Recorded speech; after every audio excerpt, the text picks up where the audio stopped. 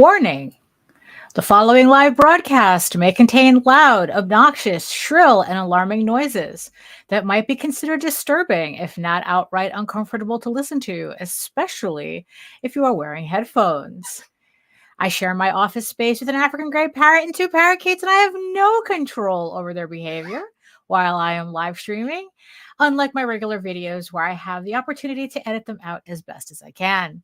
If you are sensitive to loud, surprising background noises, I recommend either not turning up your volume too loud or watching my edited pre-recorded videos instead. Viewer discretion is advised. Well, hopefully we won't get too much noise because I just cleaned the cage. And usually when I clean the cage, I give Einstein a whole bunch of like peanuts to eat. So he's eating that right now. So hopefully that'll be enough to kind of like keep the really more obnoxious noises at bay. But hello, everyone. Hello, everyone, and welcome to another edition of the EgoWorks live stream. I need kind of like a better intro than that. I mean, it's like, look, I've been doing this for 3 years now. If I haven't figured it out by now, I'm not going to. So, everyone should be used to that by now. So, let me see who's joining me today. Who's keeping me company today? So, hello, Joseph. Hello, good afternoon. And Melissa is keeping me company today as well. Hello. And yes, I see you, my beautiful eyeball people watching from regions beyond. If you are watching me from Facebook, come on over to YouTube, join my sexy people in the chat, so we can all keep each other company.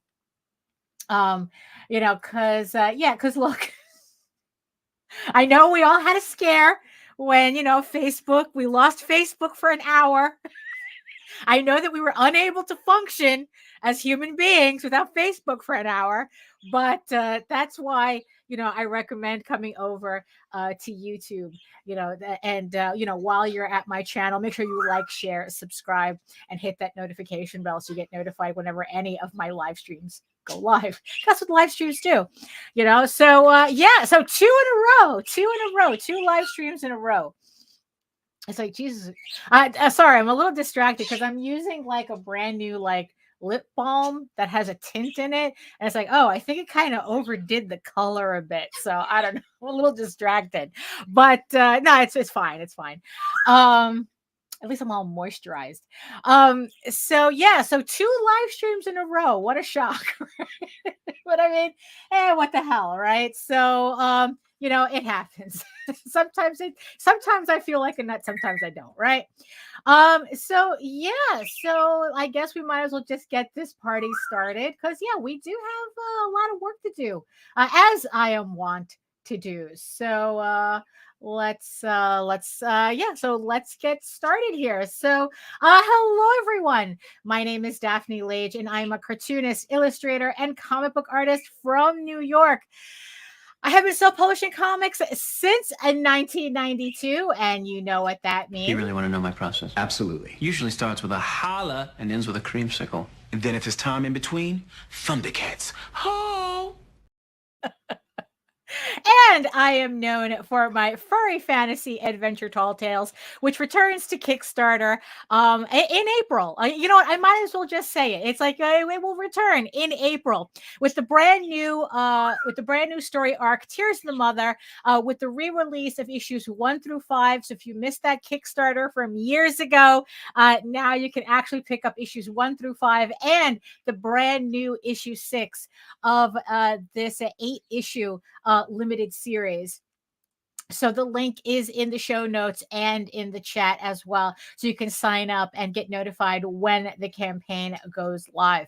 And I am also known for my medieval fantasy drama, Eagle Raven, Heir of the First Unicorn.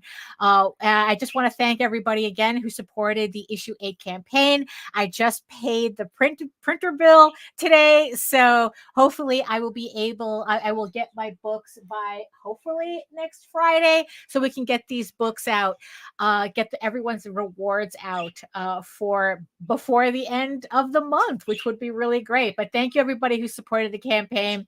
Yeah, and keep out, and just I don't know, sign up at the website so you get notified when the other campaigns go live as well. So in the meantime, you can read both my comics online at egoworks.com. That's EGOWORKS, right above me right here.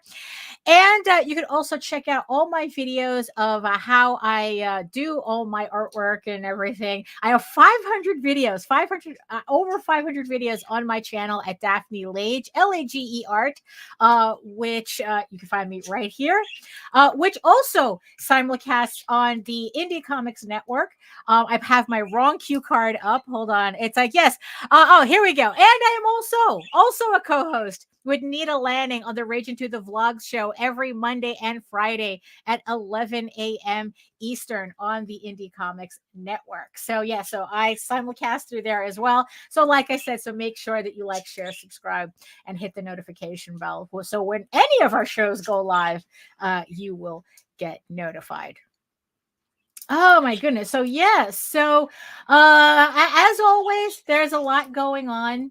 There's a lot of work for me to do. And today was especially difficult because I actually didn't know what I was going to work on today. I had so for the past couple of streams, I've been recoloring some Tall Tales work. And I was planning on doing that again today, but I decided, you know what, let me mix it up a bit. So as you can see on the screen right here, I have a very strange amalgamation of different types of sketches and things forming the semblance of a cover that I need to work on. So later on this year, so of course the next Tall Tales campaign is going to be issues 1 through 6. And also this year, I'm going to be penciling out issues 7 and 8 to finish off that story arc. So we have a complete story arc. And then I have to start putting together the trade paperback for the one of 2 trade paperbacks. So what also made me figure I should probably get myself on, working on this is because I was setting up the Kickstarters for the remainder of the year. So according to the schedule, the upcoming next Kickstarters for this year is Tall Tales, Tears of the Mother, issues 1 through 6, right? That's the next one. Link is in the show notes, right? Then the Ego Raven Volume 2 trade paperback is also that's after that, right? So Volume 2 is after that. And then later on this year is going to be the Volume 1 trade paperback of Tears of the Mother. So it'll collect the first 4 issues of the books on the next campaign. So I don't have a cover for that, because then the book after that, which I guess is official because I did start putting together the Kickstarter page for it, is House of Bob. The House of Bob, not safe for work, furry pinup sketchbook. So I started putting together that, and so I had an image for that. And then when I was putting together the Tall Tales Volume 1 campaign, I realized I didn't have a cover for it. I just had the layout for it. So that started bothering me, because you see that list of campaigns, and then like only one of them doesn't have a picture, and it's really, really bugging me. So I figured, you know what, I have to do this anyway, so might as well do something a little different for today. And we're going to be the collective we are going to be working on this cover today, or at least get it started, so at least I can get that momentum going, right? But before we get started with that, right, so I wanted to show off a couple of things that I got in today. Actually, not the last couple of days, but a bulk of it I got in today. So for those of you who've been following the vlogs, right, it's like, I don't want to say it, but I have to give this context, right? So the past week or so, we have been talking about AI and how it's just pretty much messing everything up, right? So what happened, especially in this case, in the context of this case, Google search, which for the longest time has been my go-to for quick and easy reference. If I had to look for something or even just to have something on the screen, like, oh, just give me fantasy artists and it'll give me, and I'll just have the Google results open to kind of like get that visual inspiration. Right. So for the past, I don't know, maybe like 2 years, Google has been almost impossible to use.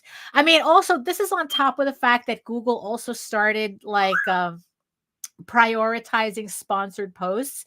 So they'll post links even if it has just the like any reference to what you're looking for without it actually being connected to what you're looking for. Like if it has like the vaguest, it's almost like the very beginning of Google where typing up what you're looking for would give you anything, except back then it was all porn, but now it's just sponsored posts. And honestly, I don't know which is worse, really. So Google has become really, really frustrating for me to use. People have been saying that Bing is not too bad, but you know what? But in the end, though, I just really just came to the decision that I really should get back into collecting books again. And I started like going on Kickstarter and finding artists that I like that I know are real because here's something shady. The other day on Facebook, an ad popped up for an art book that not even the slightest bit of digging told me that the entire book was AI. They literally, this shady ass company was trying to sell like an art book, an inspiration art book that was all AI. And it's like, oh, that's some shady shit, So it's like, so unless I know, hey Glenn. So yeah, so I've been, so honestly, that's part of the reason. So even with books, you have to be careful with, so I always make sure that I'm only going to collect. Yeah, no, for real. It was a how-to draw book, inspiration book. That was done entirely in AI. And I went to the website and there was no names listed whatsoever, no credits, right? And they were saying, and they were trying to get around the fact that AI still can't do consistent multiple pieces at the same time by saying this, oh, we got artists, professional artists, a whole bunch of them to work on the book. And it's like, yeah, sure you did. It's like, so how come there's no names? These artists have no names, right? Because there are no artists, right? So there was one incident in particular that really like made me go, I need to start buying books again. And I was looking for something, fantasy art, right? And then it's like, no, it was on a group. And they had posted up what allegedly was a Boris Vallejo painting. But I was looking at it and I was like, no fucking way this is Boris. There's something wrong with it, right?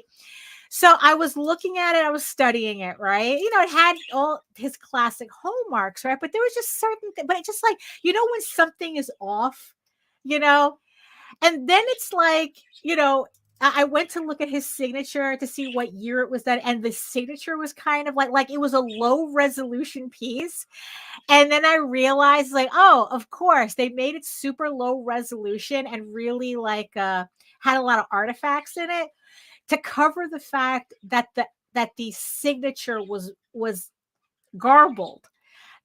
So this wasn't a board. And then it's like I did like a reverse image search and this image came up nowhere.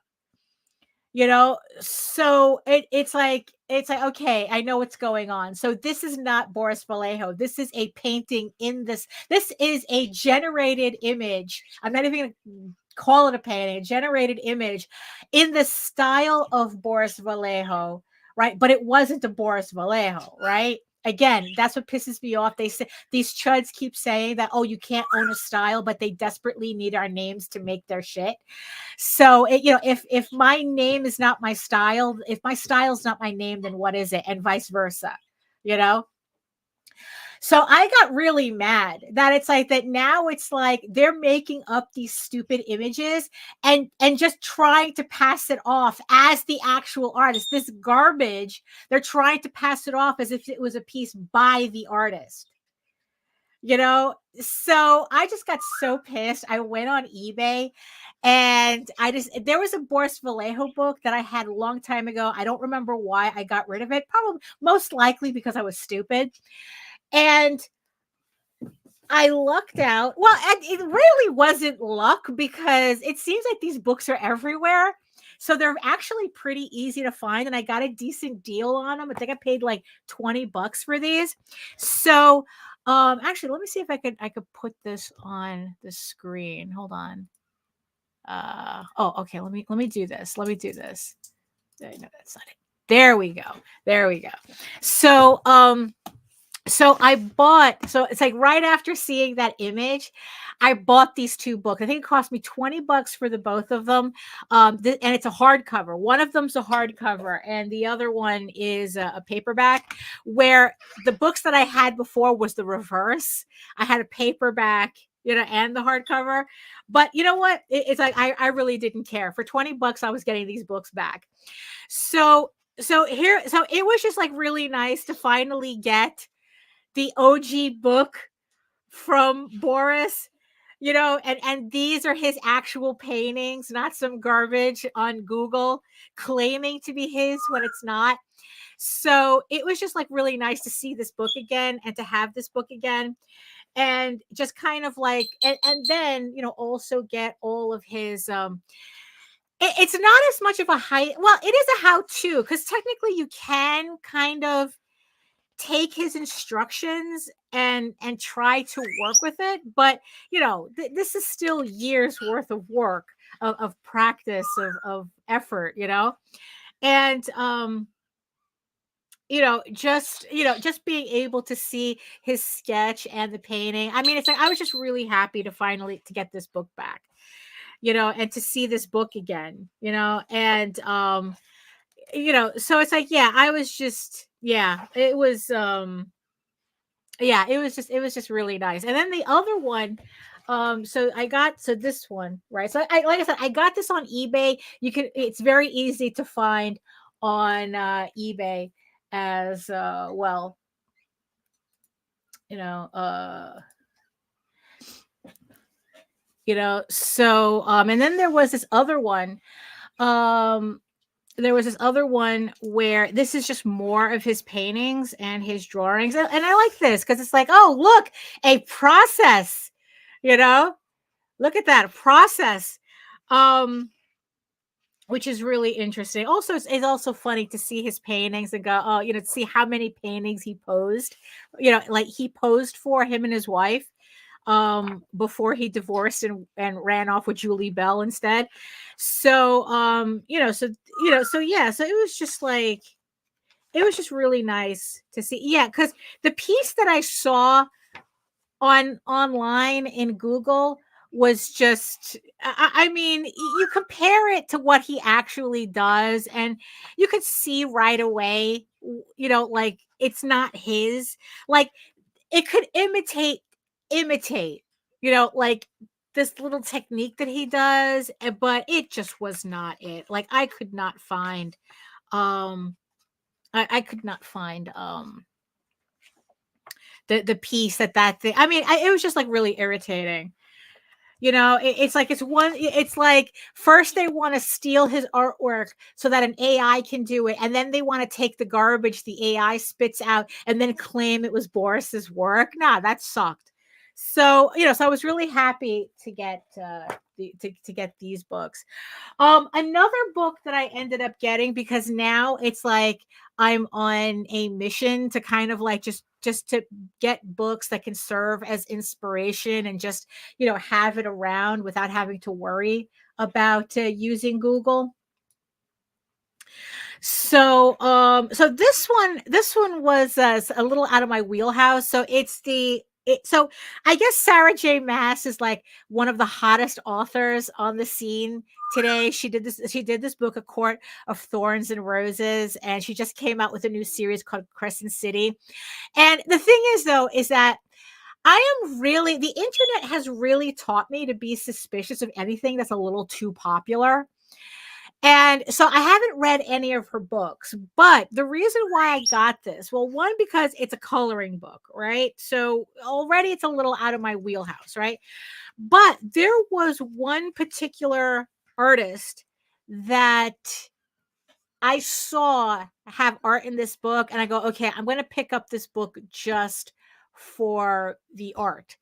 So that's what I did. And it's kind of, you know, that I think I was looking at the credits, and I think which one, like these, like this one, this is all Alan Lee. You know, the guy who did the concept paintings for Lord of the Rings, even though, you know, he existed as an artist in his right before Lord of the Rings. But I mostly picked it up for this artist's work. I forgot her name. I have her on I follow her on Instagram. But she does like this really, really clean, like, artwork that I really liked. And you know, and it's like, you know, and it's like, it's a very attractive style. So I go, okay, let me get the coloring book. It's not that expensive, you know. And I thought, and in the end, when I got it, I thought it was an interesting format where it's like, it's not just a coloring book. It has, I think so. I think, oh, oh, yeah, I think that's her. I think so. Actually, I could just look in the back, right? Yes, Charlie Bowater. Thank you, Melissa. Yes. Thank you. So yes, Charlie Bowater. I just couldn't remember. They have the credited in the back. It's just that I couldn't remember which one was hers. So so I kind of like this format where it's like they have the coloring page and then they have an excerpt of the book, you know, next to the image. And I thought that was pretty interesting. Something to think about for me in the future, you know?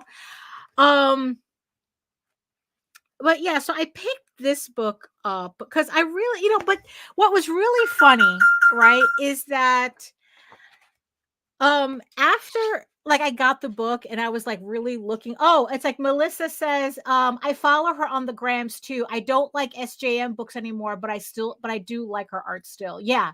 Yeah, I'm not familiar with Sarah J. Maas. Like I said, I'm very suspicious of anybody who's a little too popular because I've been burned a lot of times by internet recommendations, a little bit too enthusiastic internet recommendations. So I have my own list that I'm my own list of books I'm going through. If I get to her, I get to her, but if I don't feel like I'm missing anything either. But the funny thing is that when I was really looking at her art style, it really made me understand, not understand, but like, I really do prefer a more cartoony style. Like for some reason, it's like, even though I really like her ink work and her figure work, like, it's a little too realistic for me. You know, and it's like, it was just funny to kind of realize that, yeah, they're a little too realistic, and it's like, and I much prefer like more cartoony, more animated looking, you know, like, you know, it's like more cartoony. Like a lot of French comics kind of like get that middle ground that I really enjoy. That's why I have my whole collection right here.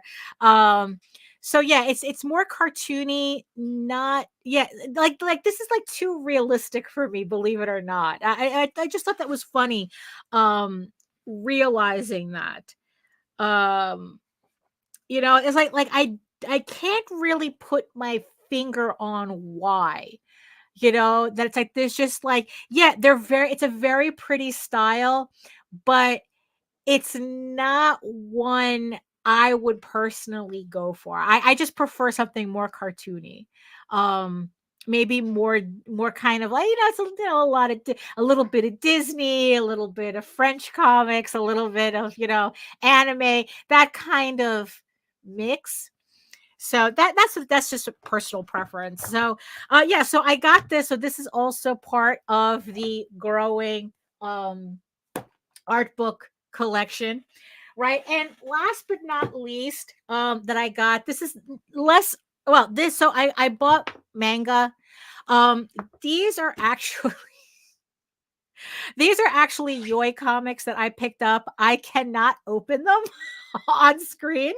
So you're just gonna have to take my word for it. So it's Black Sun by Yuki Ogasawara,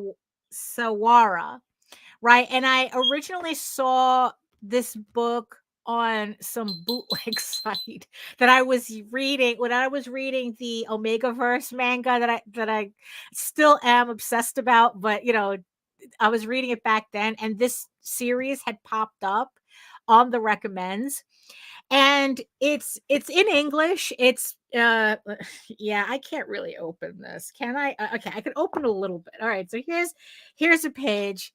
Here's a page. So it's so the general gist of the manga is that a Templar knight is taken as a hostage uh by the enemy, by, I think, by a prince, in exchange for freeing his troops, and hilarity ensues. Hilarity being not hilarity, but so yeah, so I can't really flip through the book on camera. So it's a 2-volume series. So of course I got the both so that I can have a complete. I can have it complete. And what was funny was that the seller, I got these on eBay because they're out of print. So the seller had accidentally put the wrong tracking number on this. So it had told me, so this morning I was being driven crazy because it had told me that it had been delivered, but there was nothing in my front yard. So I went talking to the neighbors, because sometimes that happens, like, oh, we haven't seen anything. And I thought it was weird too, because I don't remember hearing the mailman today, at that time. So it's like, oh, that's weird. It's like, why is it saying it delivered, but I didn't hear the mailman? And then when I went to look up the tracking number, it said that it had been delivered in Philadelphia. And I go, wait a minute, but my address is right here. So I contacted the seller saying, it's like, look, I think that you mixed up the tracking numbers. It's like, and I sent them a screen grab, and it's like, when are my books actually supposed to come in? And but after I'd sent out those emails to the seller, they came in through the mail. So I emailed, was like, oh, it's all good. Yeah, the tracking number was wrong, but at least I got my books. So that's another book. These are other books on the pile as well. So yeah, so I have to figure out what is it? I have to figure out like how I'm going, because I have a lot more books coming in. Um and I infamously don't have the room, because when I redid the office, I had to take out, like, I had bookshelves just on this wall. The problem is that any books that were here I couldn't access because I couldn't climb. I just couldn't reach them because of the table. So when I redid the office, I took the bookshelves off, but it meant that I was left with significantly less shelf space for the books. So it's going to be a problem. I'm just going to have to figure it out. I was thinking of probably setting up a shelf underneath my desk over here. I don't know how I'm going to do it. It's something from IKEA or something. I'm not sure what I'm going to do, because, like I said, it's like I need to have books back, because Google is not helpful anymore. So yeah, so those are my so that was my haul for now, my book haul. I still have a bunch of books off of Kickstarter that are coming. There's one particular art book set. It's a how-to. It's like well, I'm going to show you the book in a sec. One of their books in a second. So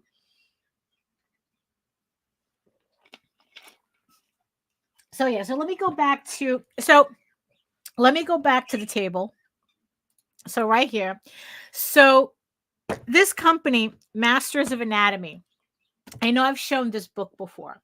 So it's literally just a pose book where they have all these, you know, poses and whatnot, and you just use them as you see them, right? And it's like, and I'm a little disappointed it doesn't come with a CD like a lot of the Japanese pose books do, so that I could just, because the Japanese pose books, right? Let me see which one has a CD. This one has a CD, right? So like a Japanese pose book like this. So this one is all like hands, right?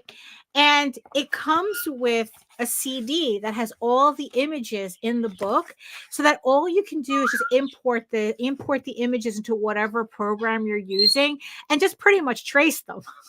I mean, that's really what it's come down to, right? So this book is pretty much the same thing, except it doesn't have a CD, which is fine. What I ended up doing was just taking pictures of the poses that I wanted and importing them into Photoshop, and I'll show you that in a minute. So they came out with this book, Masters of Anatomy, is on Kickstarter. I supported their latest campaign, which is like I think a month or so ago, where they did like an anatomy book, like just learning anatomy. There's this Japanese teacher that all he does is like he's a master of a anatomy teaching, I guess, wherever in whatever university, and he helped them put together this book that's kind of like learn anatomy once and for all. And they did that, and they also, because this is book 9 of their series, but they don't reprint anything except during Kickstarter season. So I got the entire collection. Oh boy, did I spend money on the last stuff. I spent a bit of money on the last, but but like I said, it's like these are anatomy books and pose books. These are books I'm always going to be using. So, in the end, it is what it is, right?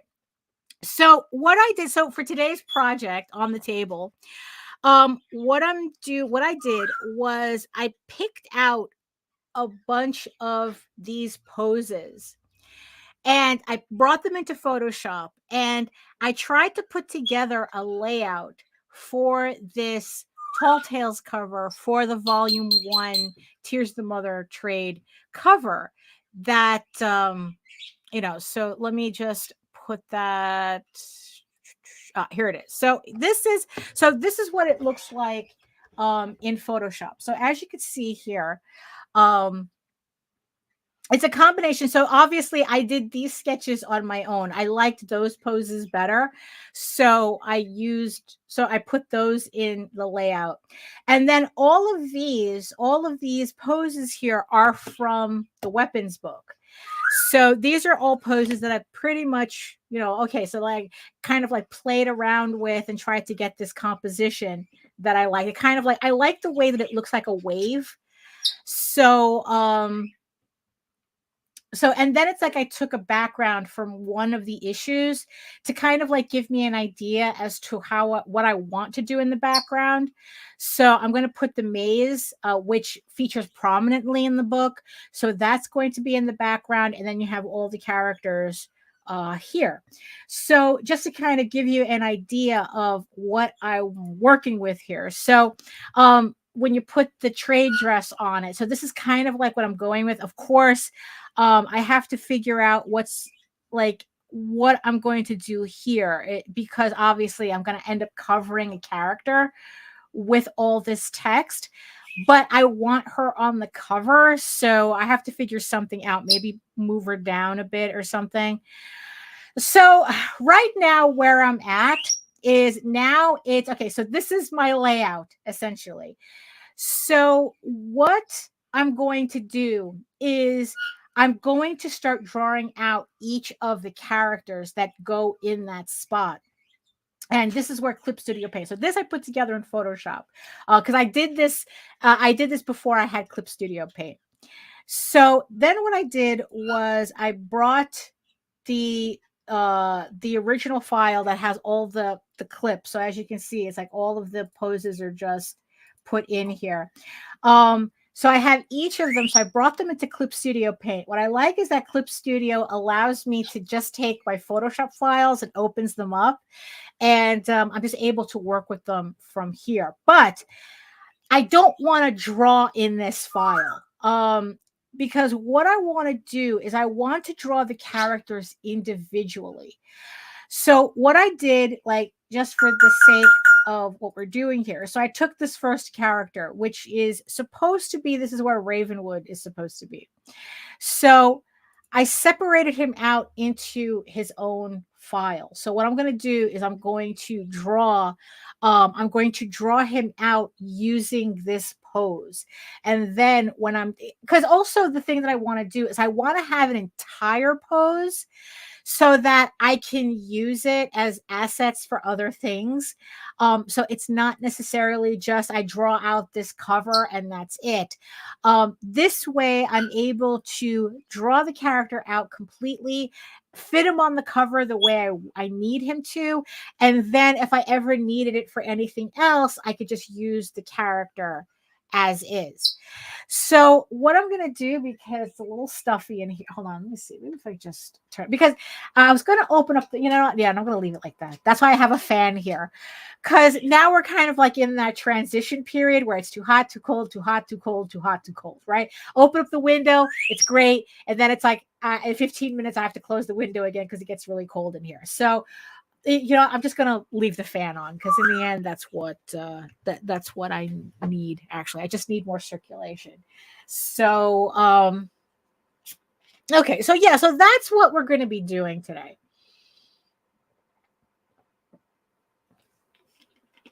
So okay, let me just tidy up here a bit.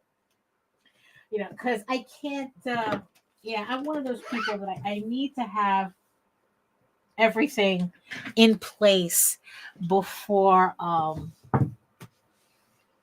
get to work. Okay, there we go. So that's in place. So I'm not going to need this book, so I'm going to put this away. Okay, let me just put this here. Okay. All right, so we all nice and tidy.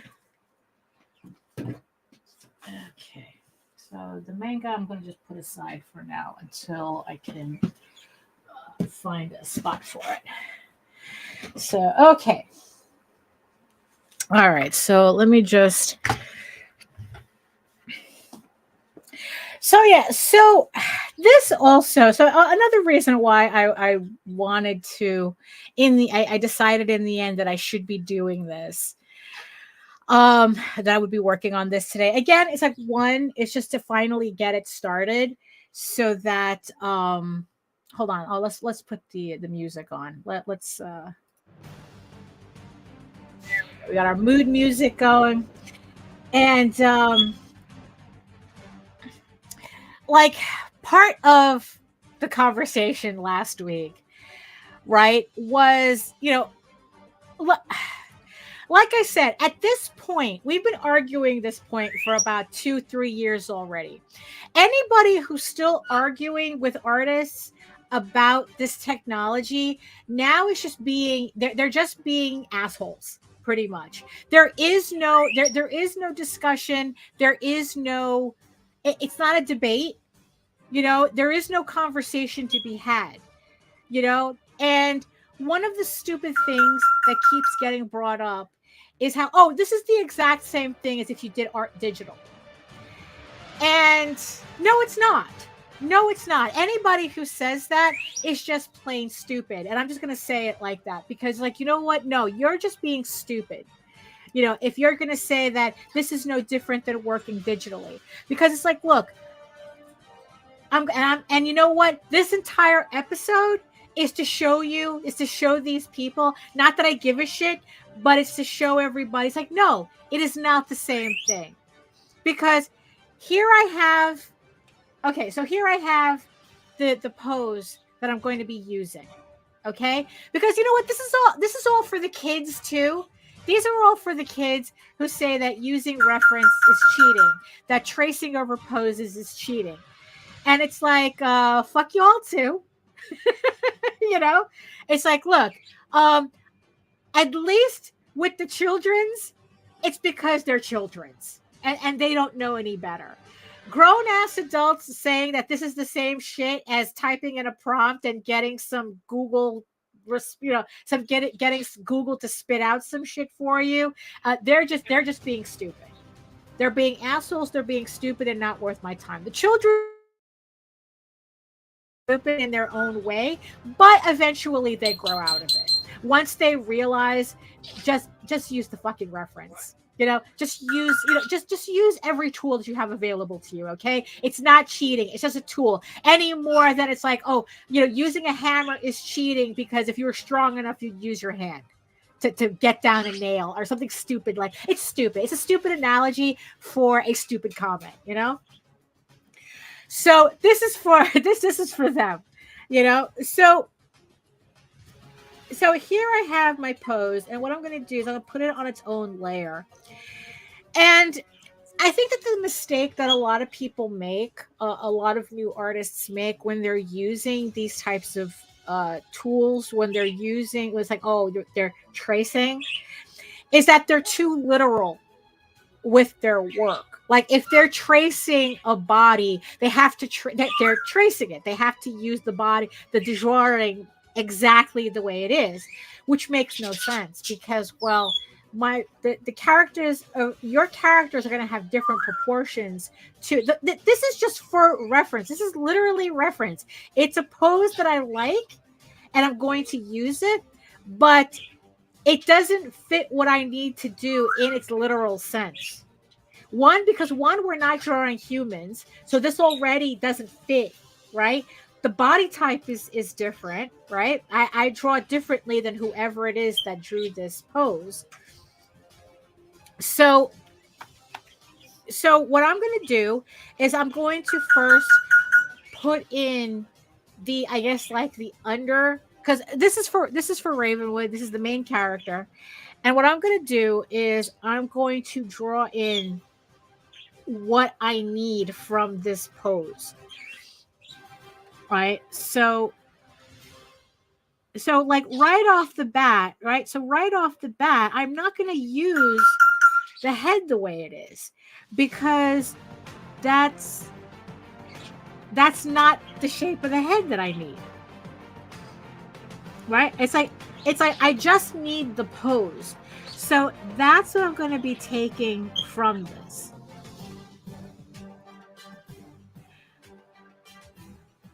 So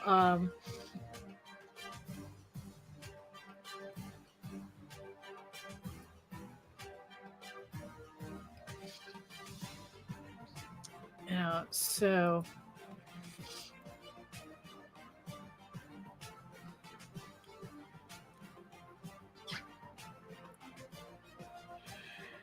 and by the way, if you go to, what's funny is that also this Masters of Anatomy book, they don't credit the individual artists in the book, but if you go to the website, they actually credit all of the artists that they worked with for the book. I don't know why they didn't put them in the book. So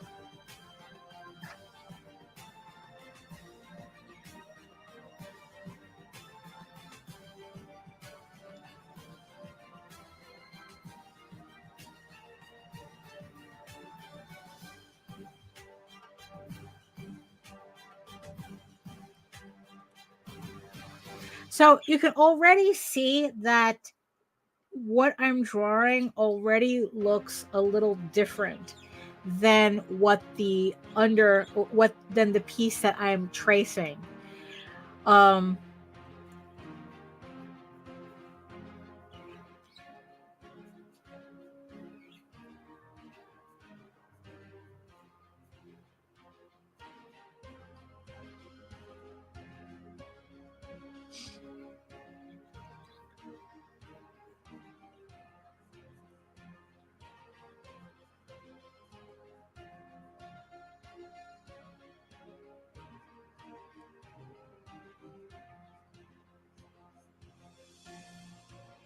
Also, one thing that I've noticed about my style is that my characters tend to be like kind of like on the short and stocky side, rather than like, you know how in the How to Draw Comics the Marvel way they said that the ideal form is like eight heads tall or something, or um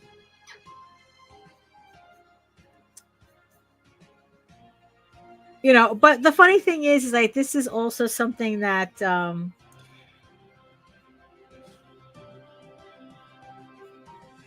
like part of what becomes our style is also the fact that we draw what we kind of look like. So if my characters are short and stocky, it's because I'm short and stocky and I use myself as reference, so it's like, yeah, so my characters have short legs.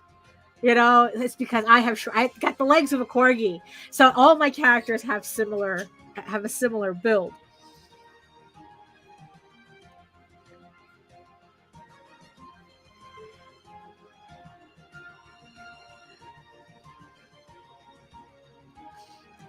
So okay, so here we are. This is the shape that the pose that we're working with, right? So yeah. So as you can see, right, they're not okay. So let me okay, right.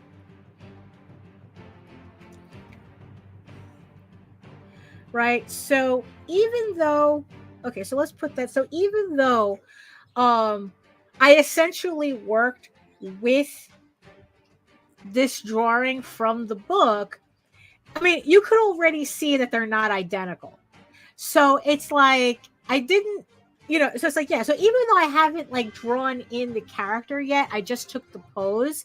It's like already you can see that this, even just the understructure, is in my style, that there's something that you cannot confuse this character with that I drew this. You cannot confuse it. And even if I were to draw on top of it, like even if I were to do it literally, you could still tell that, oh, you're drawing that wrong because it's not your style. There's something you're not, it doesn't look like something you would draw. So yeah, so honestly, so for this piece, now that I have my structure, the structure that I want down, now I'm going to sketch out the rest of the character. Right. So I think what I'm going to do, okay, yeah, I'm not going to go. I'm going to see how messy this gets, and then I'll put another layer if I have to.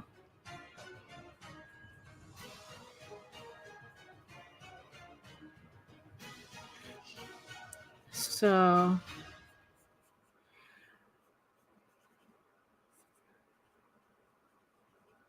we're going to start.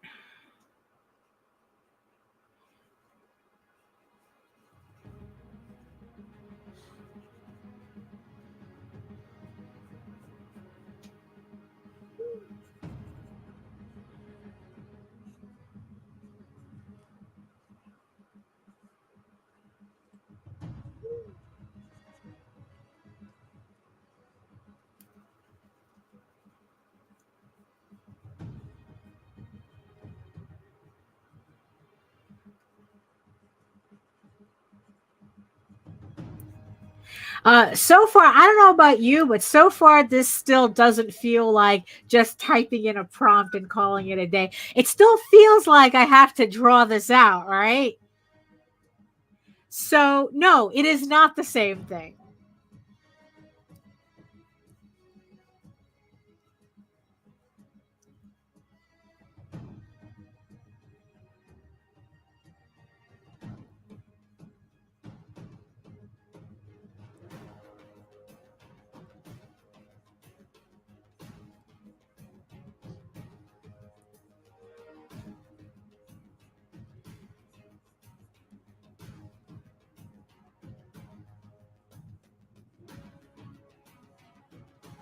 Now, the thing that I could already tell is the thing that I have to be careful when I'm using poses like this is sometimes I have a tendency to take on the proportions of the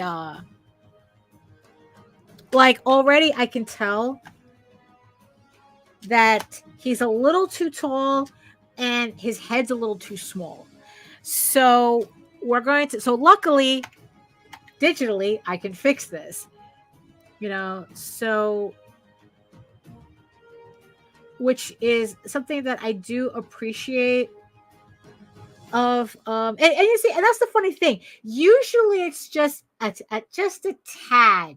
Usually it's just a tad. That's the thing that surprises me the most. Like, it's not like I had to enlarge it that much. It's just I just had to enlarge it just a little bit for it to look right for me. So okay, so let's go back to the pencil.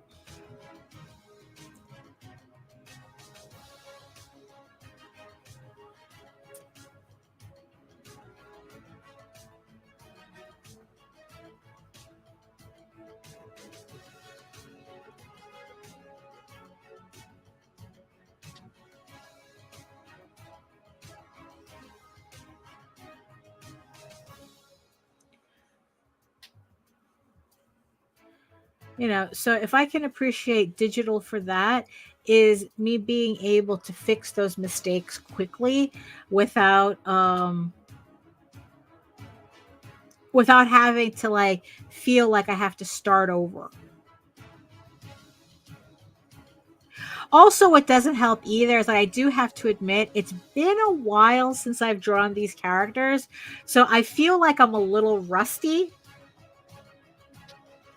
So I'm yeah, so I just have to, it's like what? It's like I've been spending the last several months just drawing Ego Raven, So it's like, yeah, it's been a while since I've drawn the Tall Tales characters. So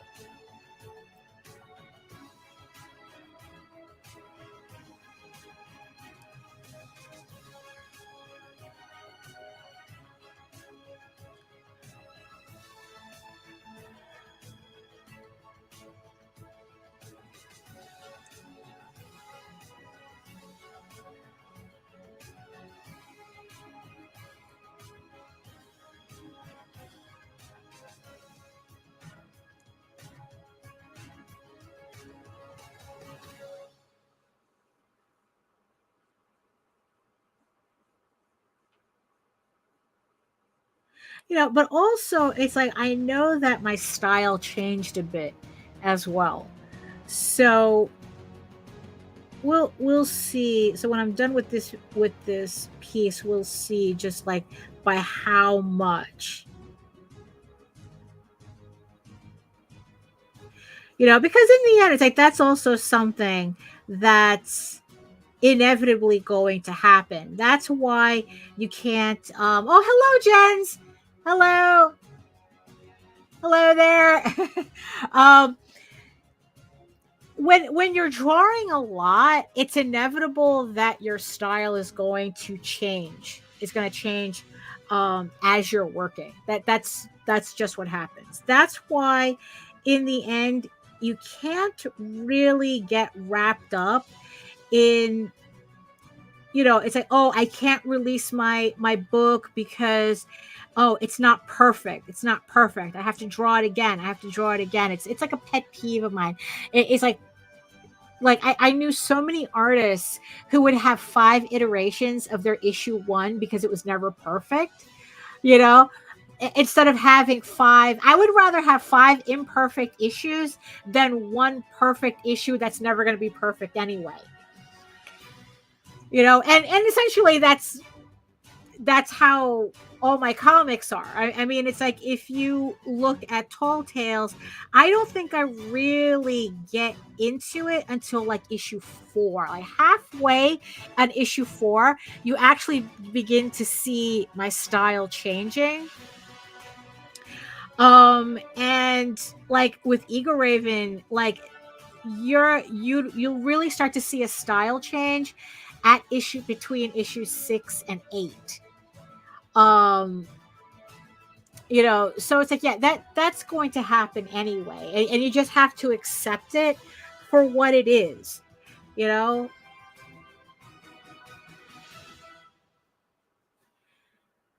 Yeah, that's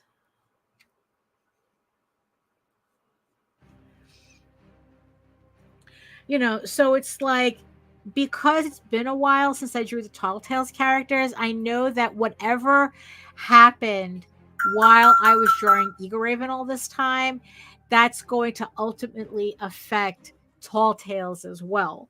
So that's just what it is. So yeah, so the last 2 issues of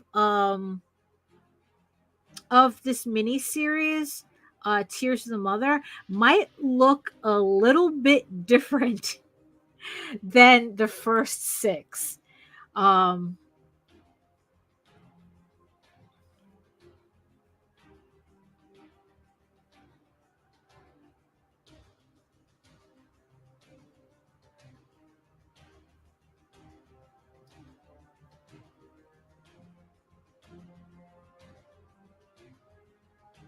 so let's see.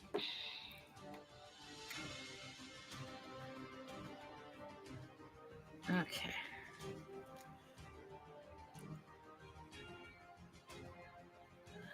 All right.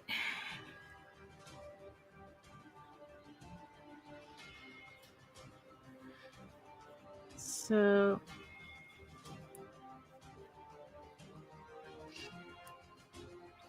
now the thing is that I have to decide on this okay, hold on, actually, is I can literally, like, so I have to decide whether I want this character. I mean, for the cover, I want him holding a sword.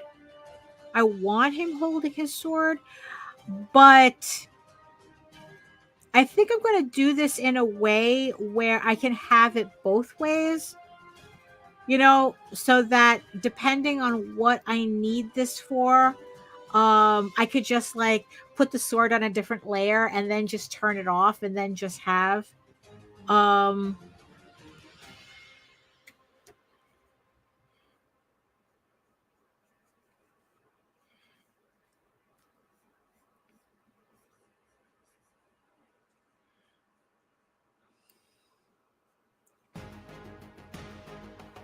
okay.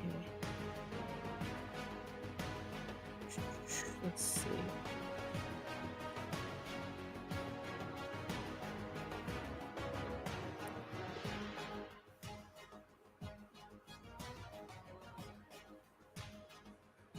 All right.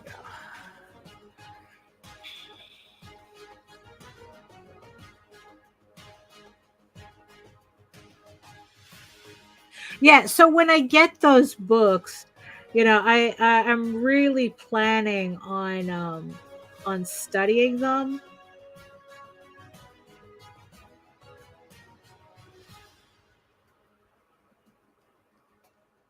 Cause yeah, there's certain things that I just really want to finally like practice and just like, just finally. Hey Nicholas. Yeah, oh thank you. It's like when I get those art books, like those, like the anatomy books, it's like I really want to sit down and just really concentrate on them for a bit. So it's like, maybe it's like, I don't know, would you guys want to see me do streams on that? Just spend the entire 2 hours just sketching out anatomical studies. Like we're all learning together. Um yeah, I really don't like the way that looks. It doesn't look right.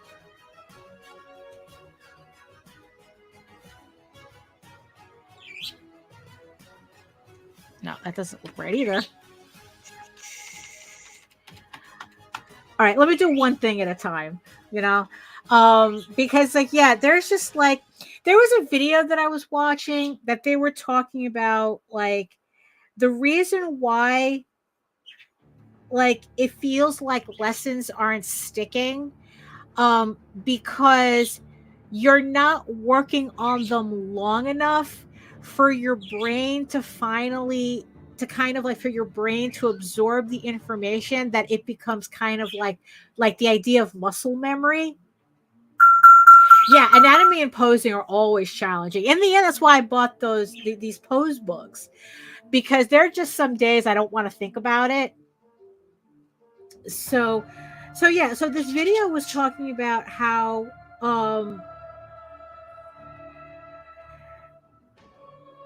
that you have to do, it's the let me see, it's the 10,000 hour rule, right? But the thing is with the 10,000 hour rules is that it's not that you work on something for 10,000 hours and become a master at it. It's that you're doing something, you're doing serious study for 10,000 hours. That's what makes you a master at something.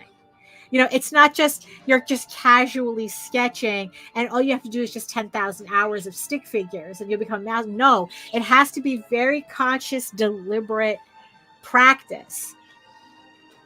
And he was saying that if there are things that are not sticking, it's because you haven't done that deliberate practice long enough for your brain to literally internalize it. You know how some things that you draw are easier to do than others. It's just so when something becomes easy to do, it's because your brain internalized it. It's the whole thing about muscle memory. Like I said, it's like it turns to something where you don't have to think about it.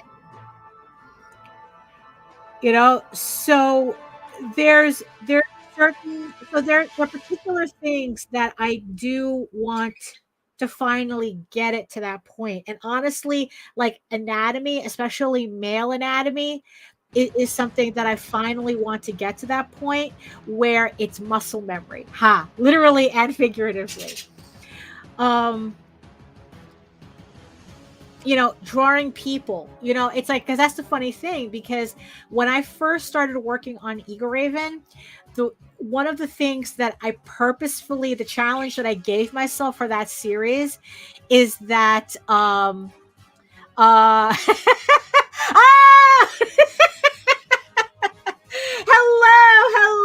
hello, welcome Pulses, welcome. Oh my goodness, it's what's really funny was that I have this stream, the AAVS, I have the chat for Twitch open, right? And this weird message popped up that I didn't understand. We're in here like swimwear. And it says that their Visenia Designs is rating with a party of 13. And I go, oh, that's a strange message. Well, it's like a restaurant, oh, like a John Wick, I would like to make a reservation, party of 12. Hello, Keeman. Hello, Rayan, and hello, Razorblade, and everybody. Am I getting everybody? Hello.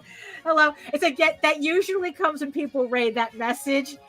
We all get the reservation call. Yeah, exactly. So I was going, oh, that's really strange. And then poof, here's the raid. Thank you. So welcome, everybody. Welcome. For those of you who are just joining us, I am actually doing digital sketching right now, using some, I guess, like clip art that I had taken from a anatomy book. And it's a pose book. So you're supposed to do that. So, so there's this cover that I'm working on. Let me show you the cover. So there's this cover that I'm working on that I kind of like designed completely with clip art from a pose book.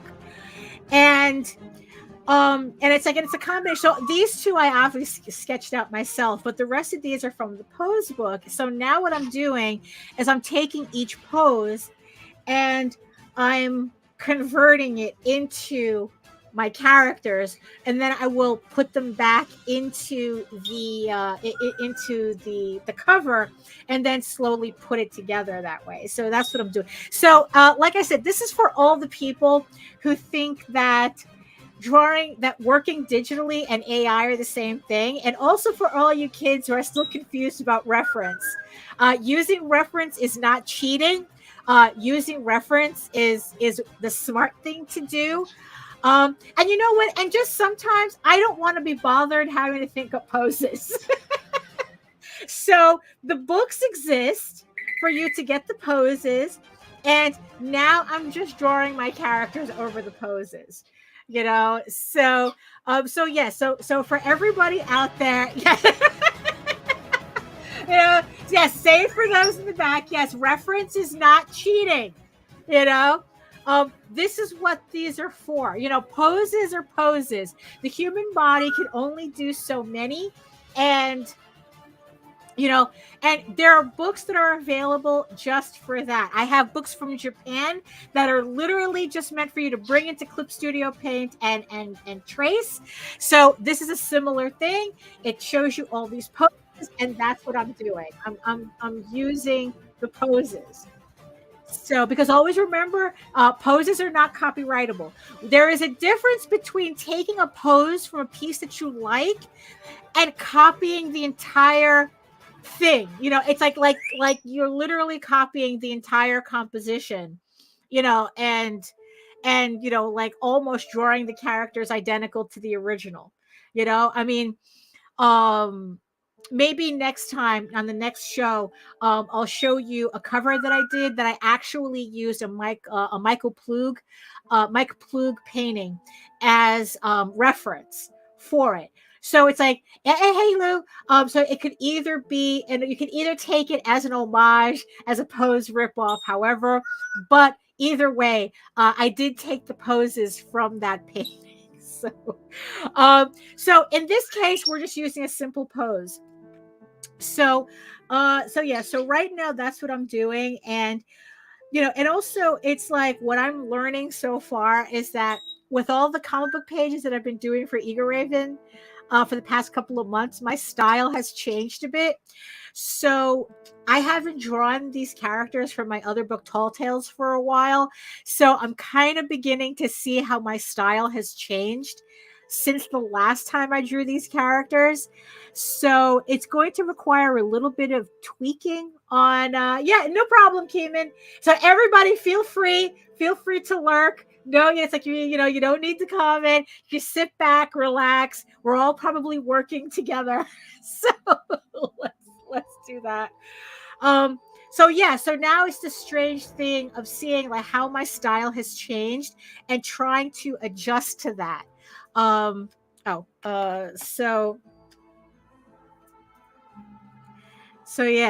that's kind of like the funny thing now that I'm seeing right here.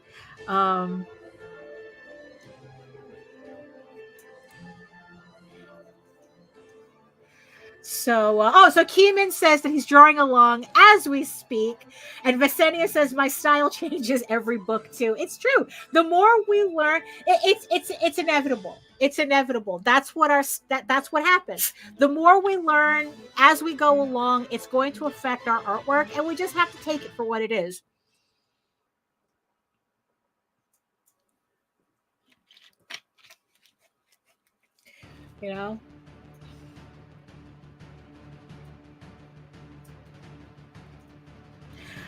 And also what I was talking about before is that even if you're like kind of like tracing poses, you have to, you kind of have to be wary too that you're not inadvertently taking from the reference literally, because the body types of your characters is going to be different from the base. So it wouldn't make any sense for me to draw this literally, because that's not what my character looks like. So I have to make sure that it's just the pose that I'm referencing. and and not like kind of like accidentally drawing somebody else's lines or incorporating somebody else's lines into my work that don't belong there. um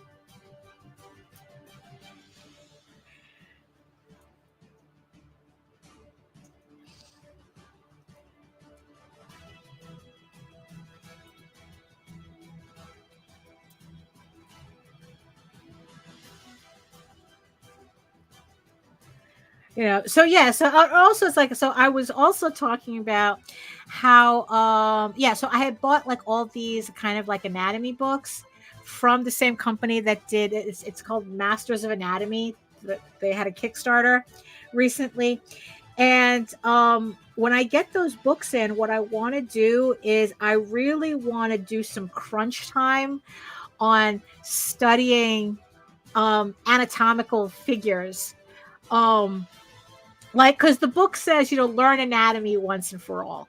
And you know what? That's something that I really want to do. So we were just positing if people would like to see a stream where I'm literally just doing anatomical studies, with that book, where, so it's like we're all kind of like learning how to draw together, kind of, so that's so because this is just, I'm going to just leave this as a sketch for now. So I'm just going to put in a rough version of the sword here, right? And then we might actually have time to do another character if the way it's looking. So let's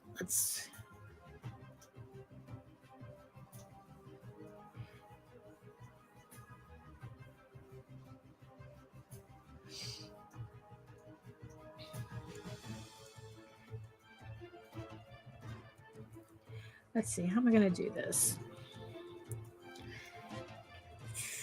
I don't like that.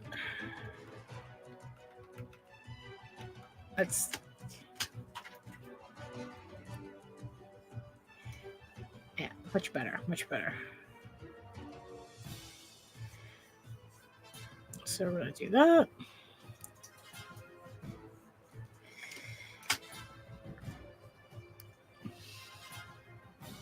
Okay.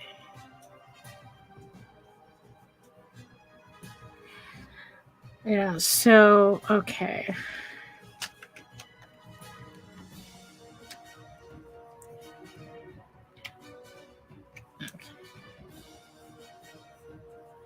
Now I still have to fix some things. Oh, I still think his head is too small.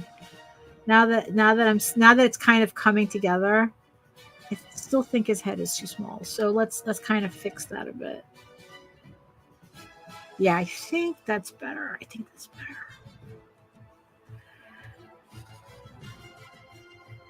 Yeah. So you see, that's what I appreciate drawing digitally, to be able to do, to fix whatever mistakes I've made, just fix it then and there and getting it over with. Yeah, so that's much better. So I'm gonna have to fix this. I don't like this. Let's see. I mean, I'm not going to get too much into too much detail. I think that's okay. I think that's what I wanted. Oh, hey, Jake. Oh, what do you mean the sound is fried?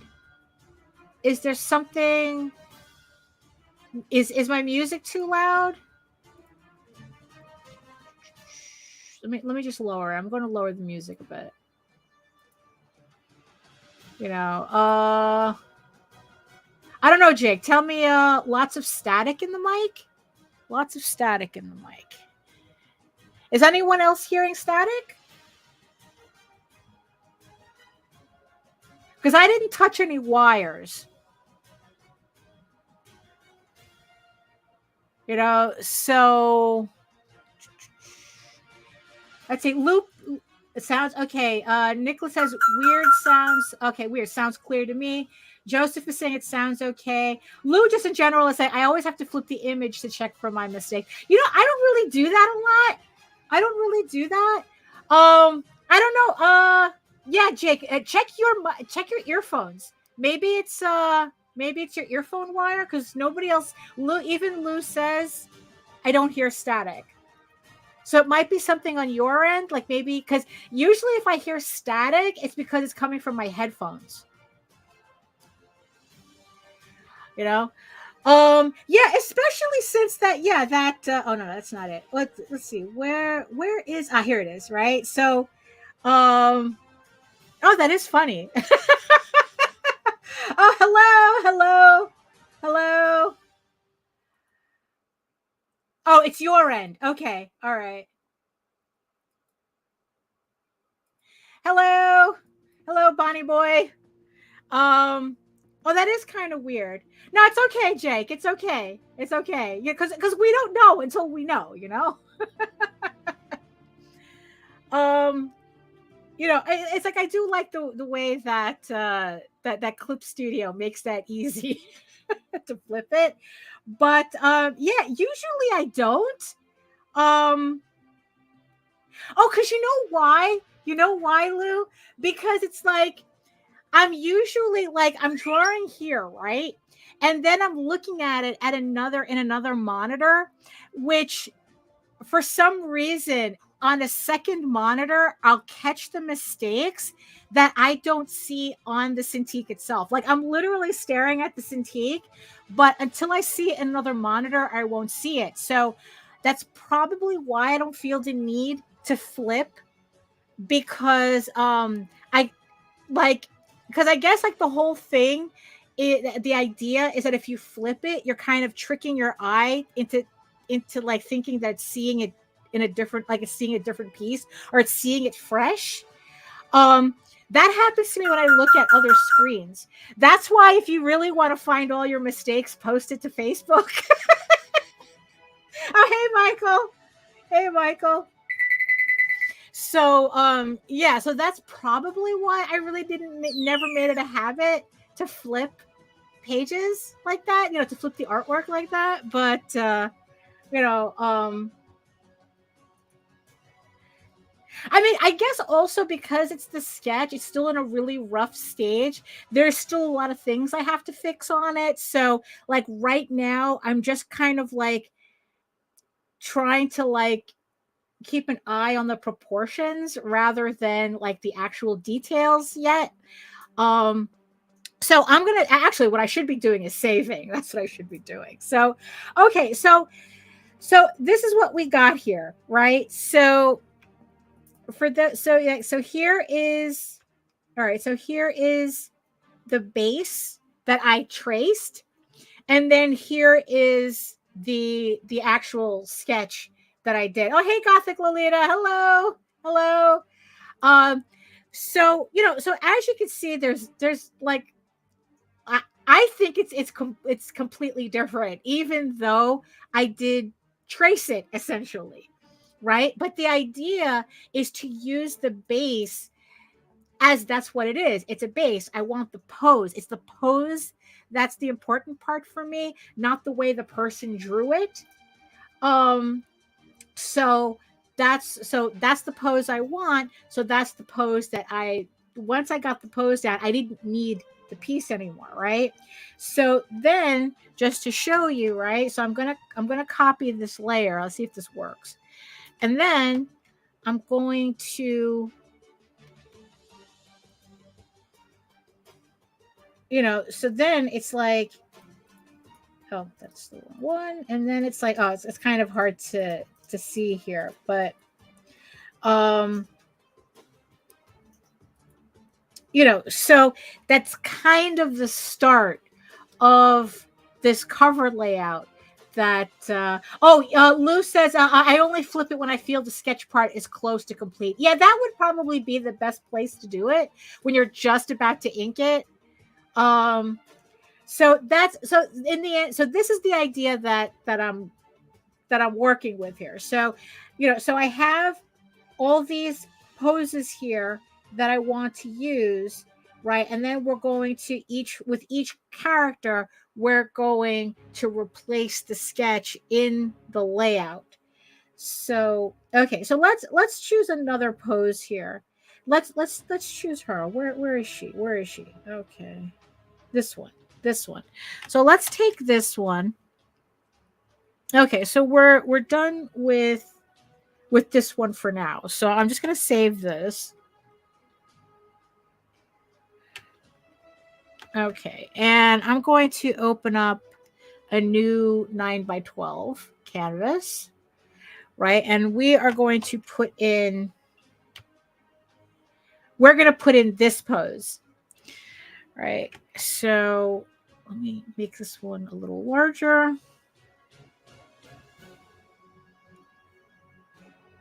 Okay. So now we're going to use this pose.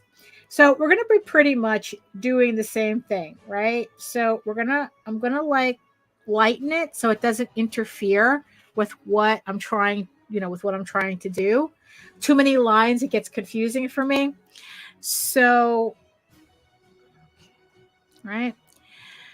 So, all right. So let me just save this, save as, so this one's.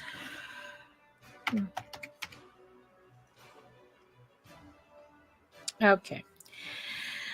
So now what I'm going to do is I'm going to take we're going to do the same thing that I did with the other piece. I am just going to really quickly pencil out the base of my character on this pose. Remember, we're just taking the pose. We're not like really tracing it because the body proportions are different. So because like I said, this is a pen. I don't want the pen. I want the pencil. So because already, I'm going to start off with a circle for the head, not the oval, that oval square thing, because I'm not drawing a person. So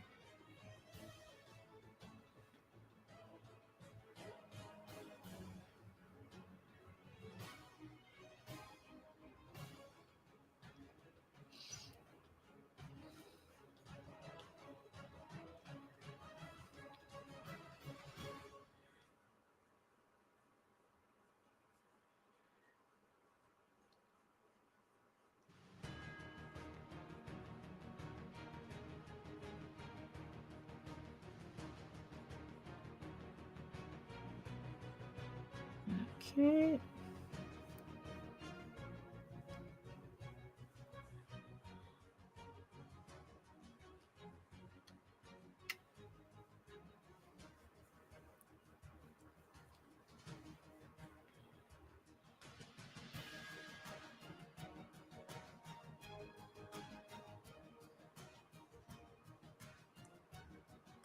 Oh, because also another thing that I really want to like concentrate on doing and finally getting right. So probably we'll do an entire episode just on drawing hands. You can all draw hands together. Because if there's anything that frustrates me the most, it's drawing hands, just like right now, you know.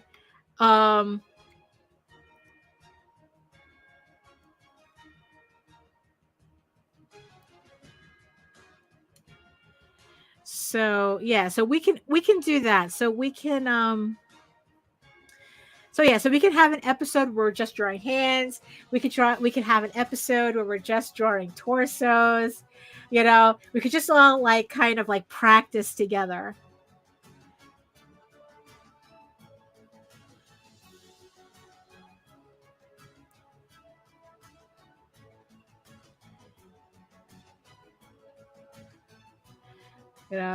Oh yeah.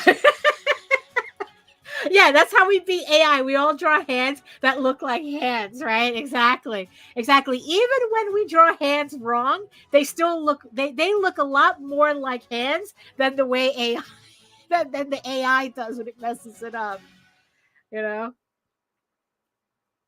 What's really funny is that, do you think that AI draws hands the way it does is because so many artists actually don't paint hands, like draw hands very well, so it just takes, because it is the hardest part of the body to draw.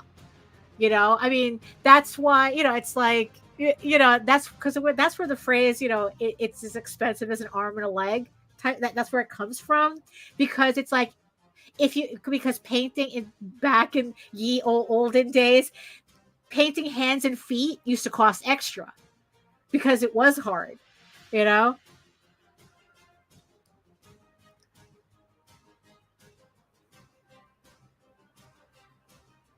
But no, it's like, but the thing is though, it makes the mistakes that it makes are just like way too crazy to even think that might be the case. Because if that were the case, then AI would be like doing all its paintings like this. You know, because it's like, you know, that old trick we used to do when we were learning how to do it, just hide the hands. All our characters stand like this. just hiding or like this. Just anything but drawing hands.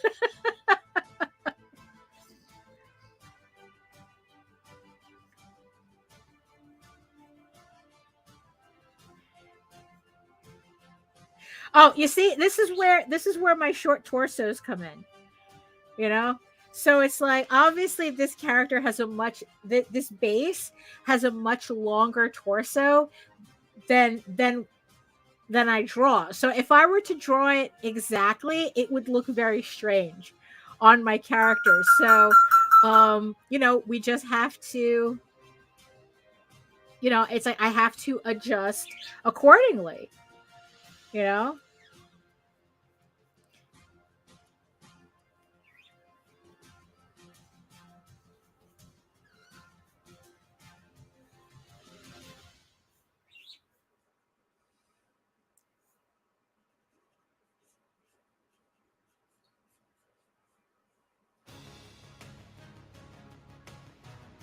Let's see.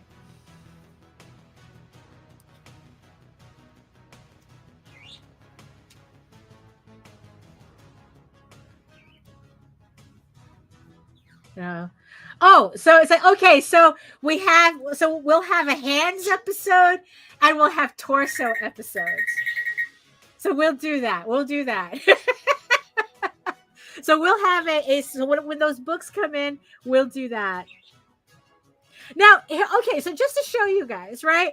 So now you see how this foot was drawn, right? I mean, and this is obviously somebody who's considered a professional artist, right? If I were to trace that foot exactly, people would think that I was being inept. You know, that's the weird thing about it. That it's like, oh, let me just, you know, like it's just like, you know, like I'm trying to be careful here with like, I still have to understand. Oh, how did it lighten? Okay. What? Oh, I'm drawing on the wrong layer. That's why. Okay. You know, I still have to like, I have to understand what I'm looking at. And it's like, and this, like, if I just drew this foot as is, I mean, I guess it kind of makes sense, but like, I'm not understanding it. So we're going to have to do a foot episode too. So this is what I'm talking about, right?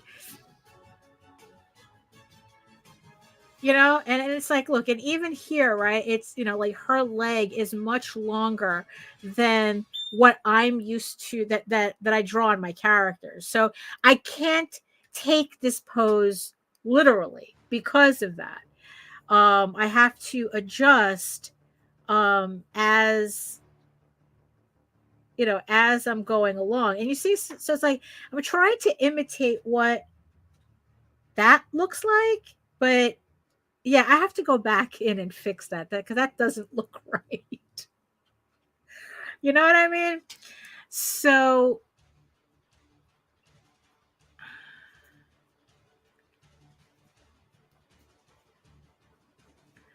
let's see. And then there's that.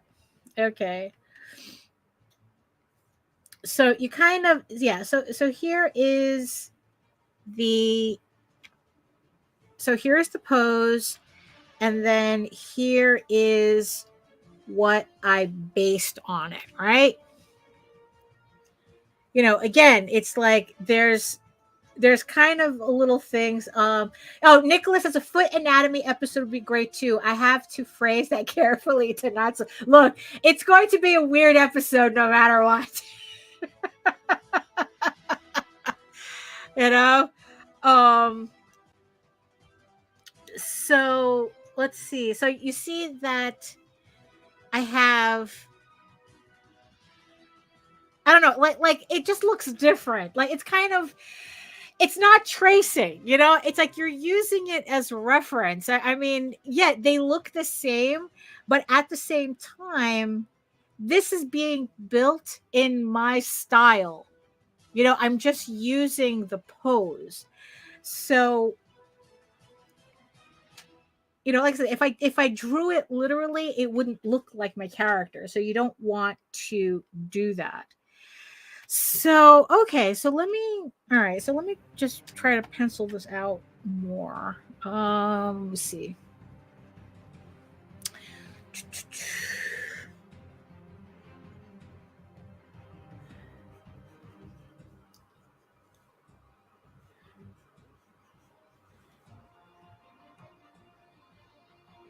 Let me see.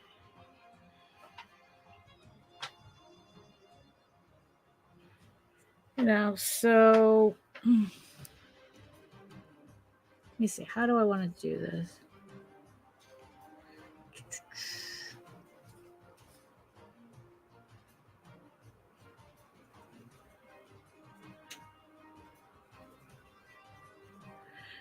You know, because again, you know, and here I can already tell that again, the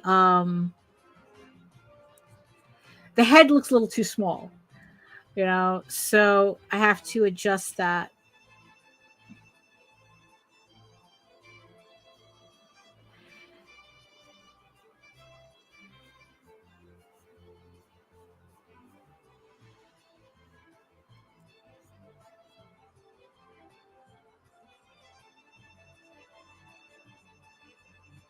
Let's see.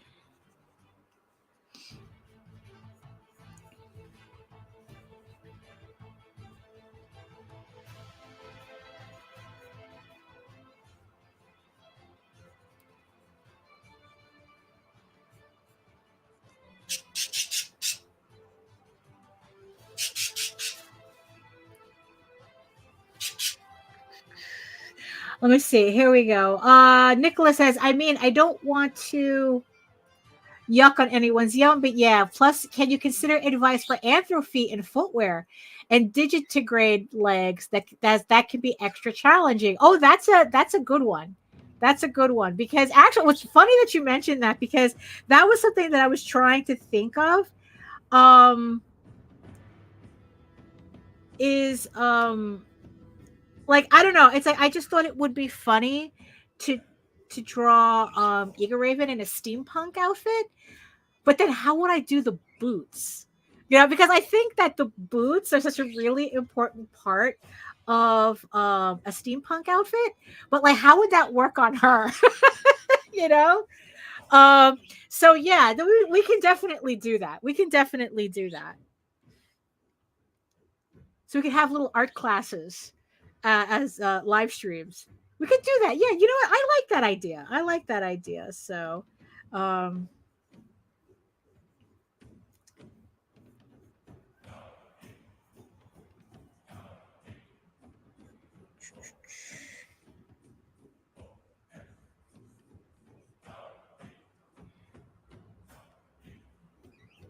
actually, this is wrong.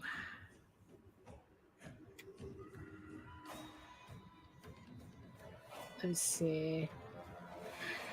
Yeah, I think so. Nicholas is saying spat style uppers for steampunk Eager Raven. Yeah, I think so. I think so. Like that's what I keep thinking of. But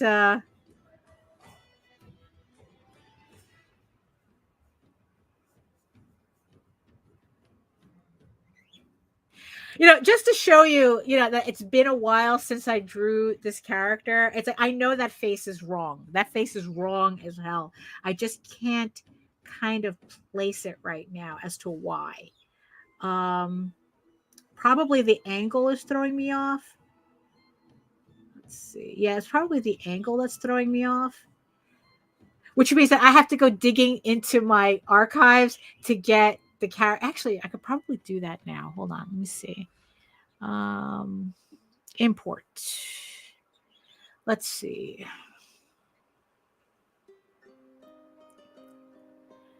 Let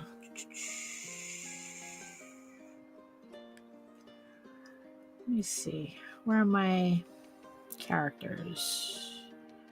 Pinups. Where are they?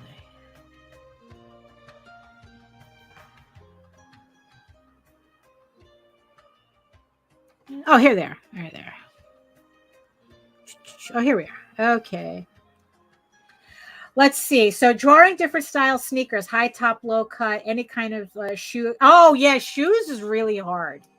Shoes is hard for me to draw too. That's like, we could have our own class just on just on shoes, you know.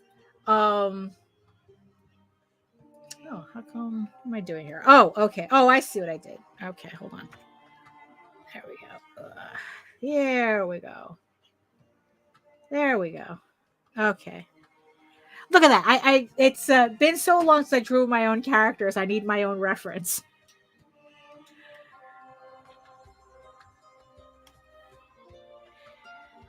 Okay, so I think I see what I did wrong. Let's see. But you know what? That just goes to show you that, like, the learning never stops. You know, that there's always going to be something you don't know how to do that you need to that you need to practice, you know. Oh, oh, hey Joe, hey Joe. Oh, the clip? What do you mean the clip? You mean this clip? I don't know who it is, but it probably is for Hogwarts guys. I asked my friend Joe, I asked my friend Jake. They said it was for Hogwarts guys. I'm sure Jake is in the chat, so I'm sure he's listening too already. He was in the chat already, so there we go. Yes, the band is back together. You know, there he is. There's Jake. There he is. There we go. You know. So, but yeah, it's like, it just goes to show you that it's like, yeah, we could spend, like, the video that I saw said that you have to give yourself a year practicing something. Ah, there you go. The songs of the ancients. Let me sing you the song of my people. You know, so the video that I watched was talking about how, you know, like, you should really study for at least a year, like practicing something, like, and I'm like going, it's like, look, I don't really have, it's like, we don't have time for that. I mean, it's like, we need to practice, yes, but to just spend a year just practicing one thing, it's like I understand what he's saying, but it's completely impractical. I mean, you kind of have to spend that year practicing a lot of things, you know, like, probably, which in the end is why it's so important to have a sketchbook. Yeah, no, definitely. You know, the difference between studying and studying with intent. I mean, that's really the whole point, you know, is that I've seen people just like do like stick figures and call it a day. And it's like, you're not learning anything from that. You know, you have to, you know, yeah, it's like the intent, the actual concentration to actually study. The actual study is what we're going for here. So what I was thinking, right? Because, you know, it's like that's why it's important to have a sketchbook, right? And then it's like, I don't know, like, do monthly challenges, you know, where it's like, okay, I'm going to spend an entire month just drawing hands, right? It's like, trust me, you draw that with intent. By the 30th day, you're going to be drawing completely different than on that first day. You know, I mean, that's going to happen, right? Jake says you got to do the work with intent to know when you hit a plateau. That's true, because it's like you have to know. Because it's like, so that you know, like, okay, what else do I have to do here? There was an artist that Jose showed me the other day. He did a post where he was showing how he drew when he first started. I forgot his name, but he showed a picture of Thor that he had drawn, and it seemed like, and when he showed the picture, like he was a complete Rob Liefeld clone. Take that for what you will, but like that was the style that he was drawing in when he showed the first piece, right? And then he says that I think it was like 12 years later, right? And even then, he only started doing real study in the last couple of years. And what he did was he decided that he literally was going to relearn how to draw. I forgot what it was specifically that he was referencing, or like something had happened and he made the decision that he was going to completely relearn how to draw again. And what he started doing was he started taking live classes. Yeah, I think that's a good idea. That's a good idea. Sound effects. For example, if you want to know how to draw hands for at least 30 days. Yeah, I think that's what I'm running with too. That it's like grab a sketchbook and just like, I don't know, spend a couple of hours just drawing hands every day. Maybe if you even just drew for an hour every day, but just drawing hands with intent. Or if you wanted to draw sneakers with intent, you know? And do it for an hour every day. What happens after 30 hours, after 30 days, right? Or even, for as long, I still think you're going to see a change. So this guy started taking life drawing classes, right? And completely relearning. Like he was like really shocked to learn how drawing people in real life was completely different than what he was doing, copying people like Rob Liefeld or Todd McFarlane or like the Image guys, and when he actually learned what human anatomy really looked like and drawing people, in person, his style started changing. And the Thor that he showed that he drew, like it was a 12-year difference between that first Thor that he drew and this brand. It's like night and day. It was like a completely different artist, and that was and that was the thing about drawing with intent. And like once, and he was saying it's like once you know how anatomy works, you can't unsee it. Like everything just begins to look different. Let's see. Jake says, best lesson I heard was that to draw, you train observation and execution, but both require intention. Yeah. Yeah, you can't half-ass it. You have to whole-ass it.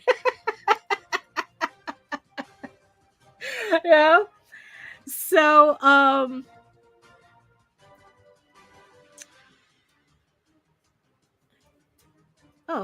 right. I have this piece here.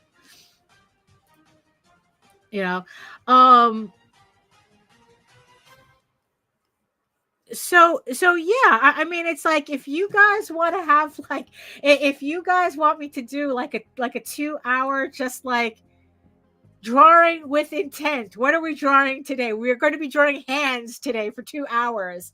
Like, yeah, we can do that. I can do that. I need to learn it. You need to learn it. Might as well we learn it together. Let's see. That relearning how to draw is something I've been going through. Nerve damage issues. So getting to rebuild is a privilege. Change my perspective on perspective. Yeah. Let's see. Jake says, I don't have time to sit down and learn while I try to work on my comic. So I intentionally note my weaknesses and make it a highlight to work on it while working on a book. I do the same thing. I do exactly the same thing.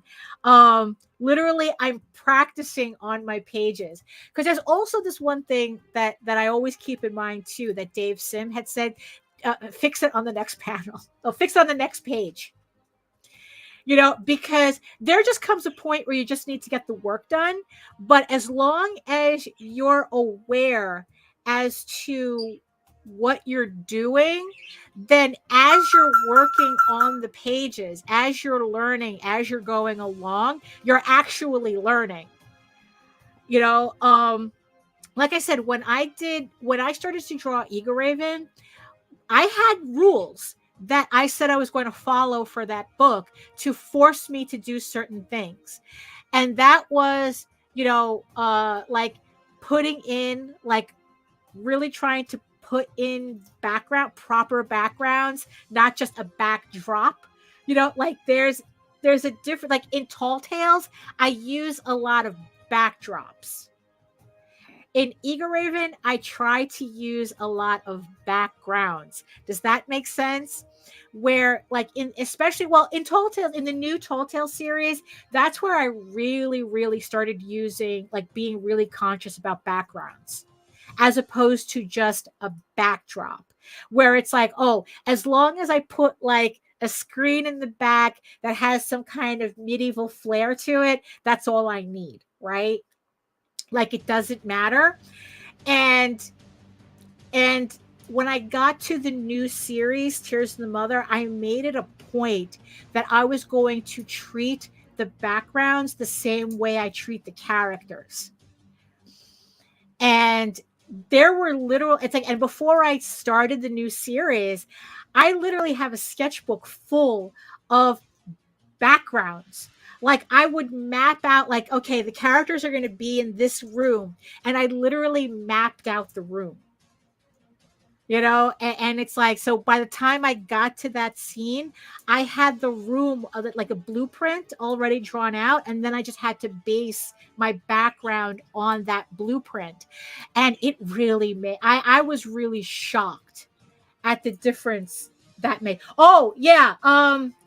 I struggle immensely with the pelvis and shoulders. Yeah. And the thing is, and these are considered major points, that once you figure out the shoulders and the pelvis, the rest of the body falls into place. I know they take a lot out. They take a lot of time of the process. I know they take a lot out of the time process, but this is why instructional books and references are there to work with them, not from them. Yeah. And like I said, and that's the reason why I bought this book that should be coming in a couple of months, because it's supposed to be like, their whole thing is learn anatomy for the final time. It's like, so I'm really looking forward to that book. So, like I said, we'll do classes together. I'll just put the thing on the screen, and it's like, okay, we're going to be drawing hips all day. We're going to be drawing hip bones, because Ergo Josh did a video where he was talking about the most important joints is the shoulders and the hips. And it's like, once you figure, like, there's 3 points in the shoulders and there's 3 opposite points in the hips. And then it's like, once you kind of get the hang of how everything connects to those points, then like I said, the rest of the body falls into place. Because he was talking about learning to draw with efficiency, that he says that what happens is that a lot of artists, they spend too much time on the wrong things, like a lot of unnecessary detail, when really these are the only points. Like, as long as you figure out these points, then you'll have an easier time with the rest of the body. Let's see. Drawing with intent. How do you not draw with intent of getting better? As you see how things are off as you go, you have to make conscious decisions to fix it there and make it better. No, I've seen plenty of artists online. There was one artist that I follow, she's one of these people that taught me that it is possible to be a YouTuber who happens to be an artist rather than an artist that is a YouTuber, right? So that was a hard lesson to learn. And she did a 30-day sketchbook challenge. It was like a thick ass sketchbook like this, like ultra thick. And the challenge was to complete that sketchbook in 30 days. And it was miserable watching her because it got to a point, look at me not drawing here. It got to a point where she was just scribbling. Oh, just to say that she's that she filled it, like she did the quota for the day. Like it had nothing to do with actually like learning what she was doing. I mean, it was just literally, she was just making marks for the sake of marks, just to say she filled the quota of doing that sketchbook challenge. So yeah, I've seen other people do that too, where it's like they're drawing, but it's like nothing happens. That's the strangest thing, right? Where it's like, I'm watching people who've drawn for years and nothing happens. And I'm going, how does that work? How do you do that? So yeah, so the fact that you have to say drawing with intent, you have to, because there's plenty of people who are just drawing mindlessly and not understanding a thing. There's a difference between, you know what it is? It's going back to the whole AI thing again, is that it's kind of like how these guys who think that typing in a prompt is the same thing as doing artwork, and it's not. It's like one has nothing to do with the other because they have no intent, but at the same time, they don't see artwork as something you do with intent. You know what I mean? Does that make sense? So it's like, it's like the artists that they're literally just drawing marks on a page, but there's nothing coming out from it. Like how do you draw for 10 years and your artwork is exactly the same from when you started? Like I've know artists, I've followed artists who've done that. It's like weird, you know? Yeah, you see, and this is the difference too. Jake says, I don't imply intent to mean goal-driven or goal orientation. I think of it as a self-aware sub-objectives while doing the work. Yeah, that's different. That's different. You know, like it's kind of me working on this piece, right? And you know, and then it's like me realizing, understanding that there was something wrong with the character face, that I was drawing it wrong. And I knew I was drawing it wrong. So I had to go grab my reference, right? I know for a fact that hand, I have to go in and I can't ink that hand straight. I can't. I have to go in and I have to really fix it so that it looks right in the context of my piece. You know, so it's like, yeah, it's being conscious. Like, you see, and here's the funny thing, right? So like going back to the background thing, right? So I'm drawing backgrounds in in Tall Tales, right? So I'm doing these blueprints and I'm drawing the backgrounds, right? Perspective is not my strong suit. You know, as I've gotten better at it, but it's definitely not my strong suit. And there just came a point earlier on in the series that it's like, I'd rather have a wonky background than not have a background at all. Because at least a wonky background is me attempting to draw a background. And then it's like the idea is like, okay, I have this background. It's a little wonky. Do I know why it's wonky? It's like, yes, I do. So instead of like fussing on the one page, trying to get it right, so I'll save it for next time, you know? So it's like, okay, next time, because it's like, that was also the thing when I gave myself the challenge of not drawing backgrounds with rulers, you know? So that was also another thing that I did. I was a little frustrated of when I was like learning, like really learning how to draw these backgrounds, that they always looked strange. You know, I would use the grids and the whole thing and the rulers, but they would always look strange. I mean, probably because my perspective was off, right? But just the way things looked, like here I was making this medieval setting, and the background didn't look like it fit, like it wasn't organic, you know? And what I figured was the issue was that I was using a ruler too much, right? So the trick was, how do I teach myself to draw straight lines without using a ruler? And I've seen architects do this.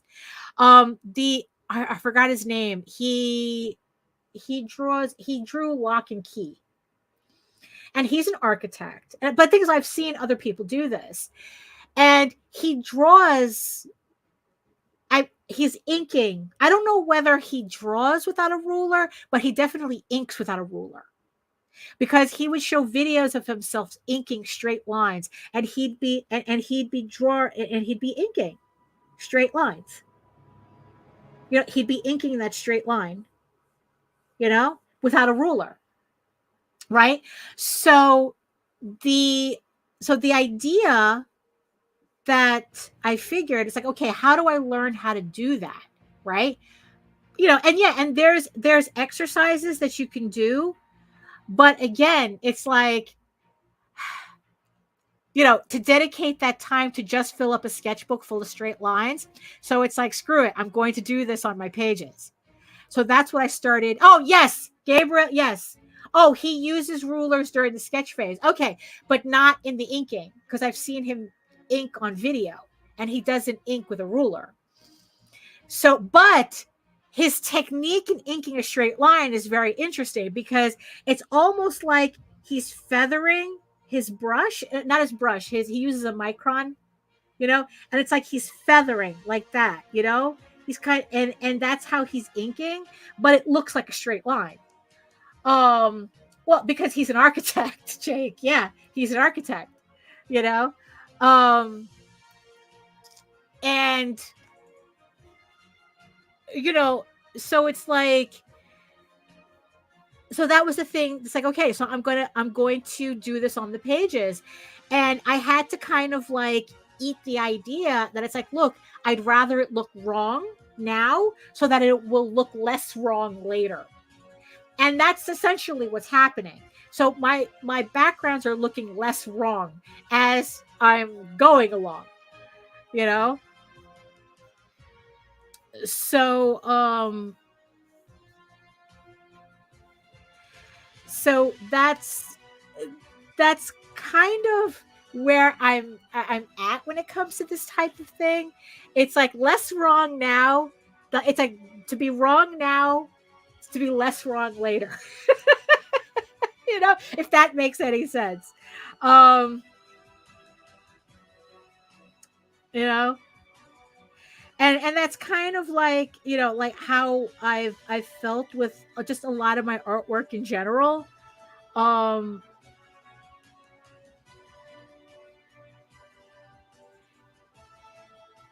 You know, is yeah, it's like, so if you guys want to intentionally sketch with me, I'm more than happy to do that. We can do a 2-hour stream where we're all intentionally sketching. It might be a bit quiet, you know, because we're all going to be concentrating. But yeah, we can definitely do that. We can spend 2 hours sketching hands, and then we'll spend another 2 hours on another show sketching torsos, and then we can do sneakers. Shoes is hard for me too. Shoes is really hard for me. But I think that, you know, if we can learn together, right? Like, you see, like, I know I have to do something with this foot. I know this foot is wrong, you know? So I'm going to have to do something with it. I'm going to have to like find some reference and see, you know, and see what, you know, like how I'm going to just to fix it. Just to fix it. And here also I can tell that this is wrong too.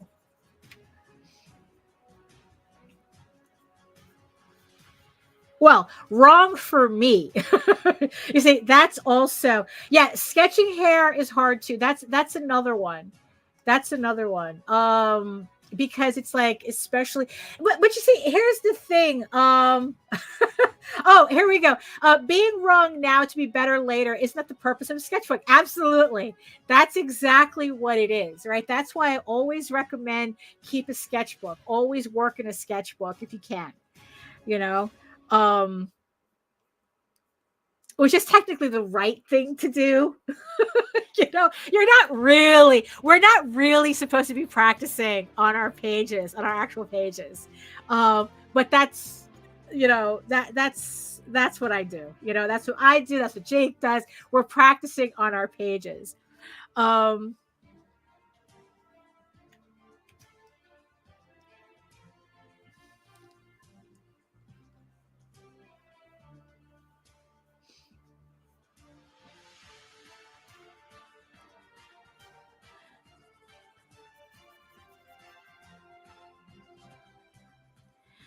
You know, so, you know, so I have to admit though that for something that I technically traced, it certainly took a lot more work than just tracing, didn't it? You know?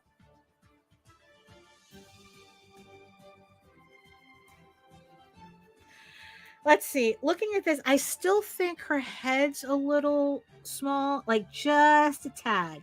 Just a tad. So let's see. Okay, let's see here.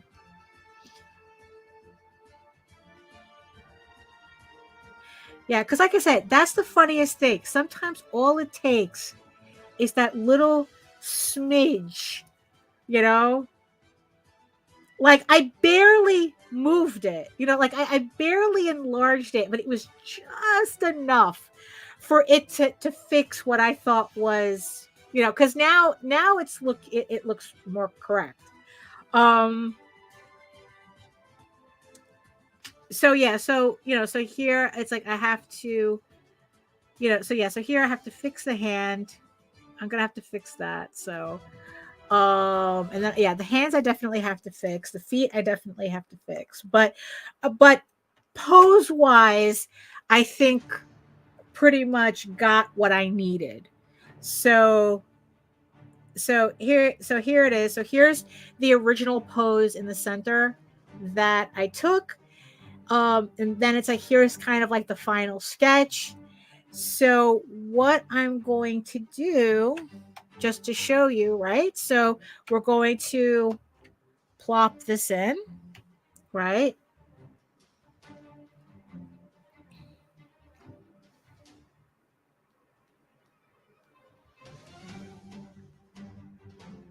You know, and it kind of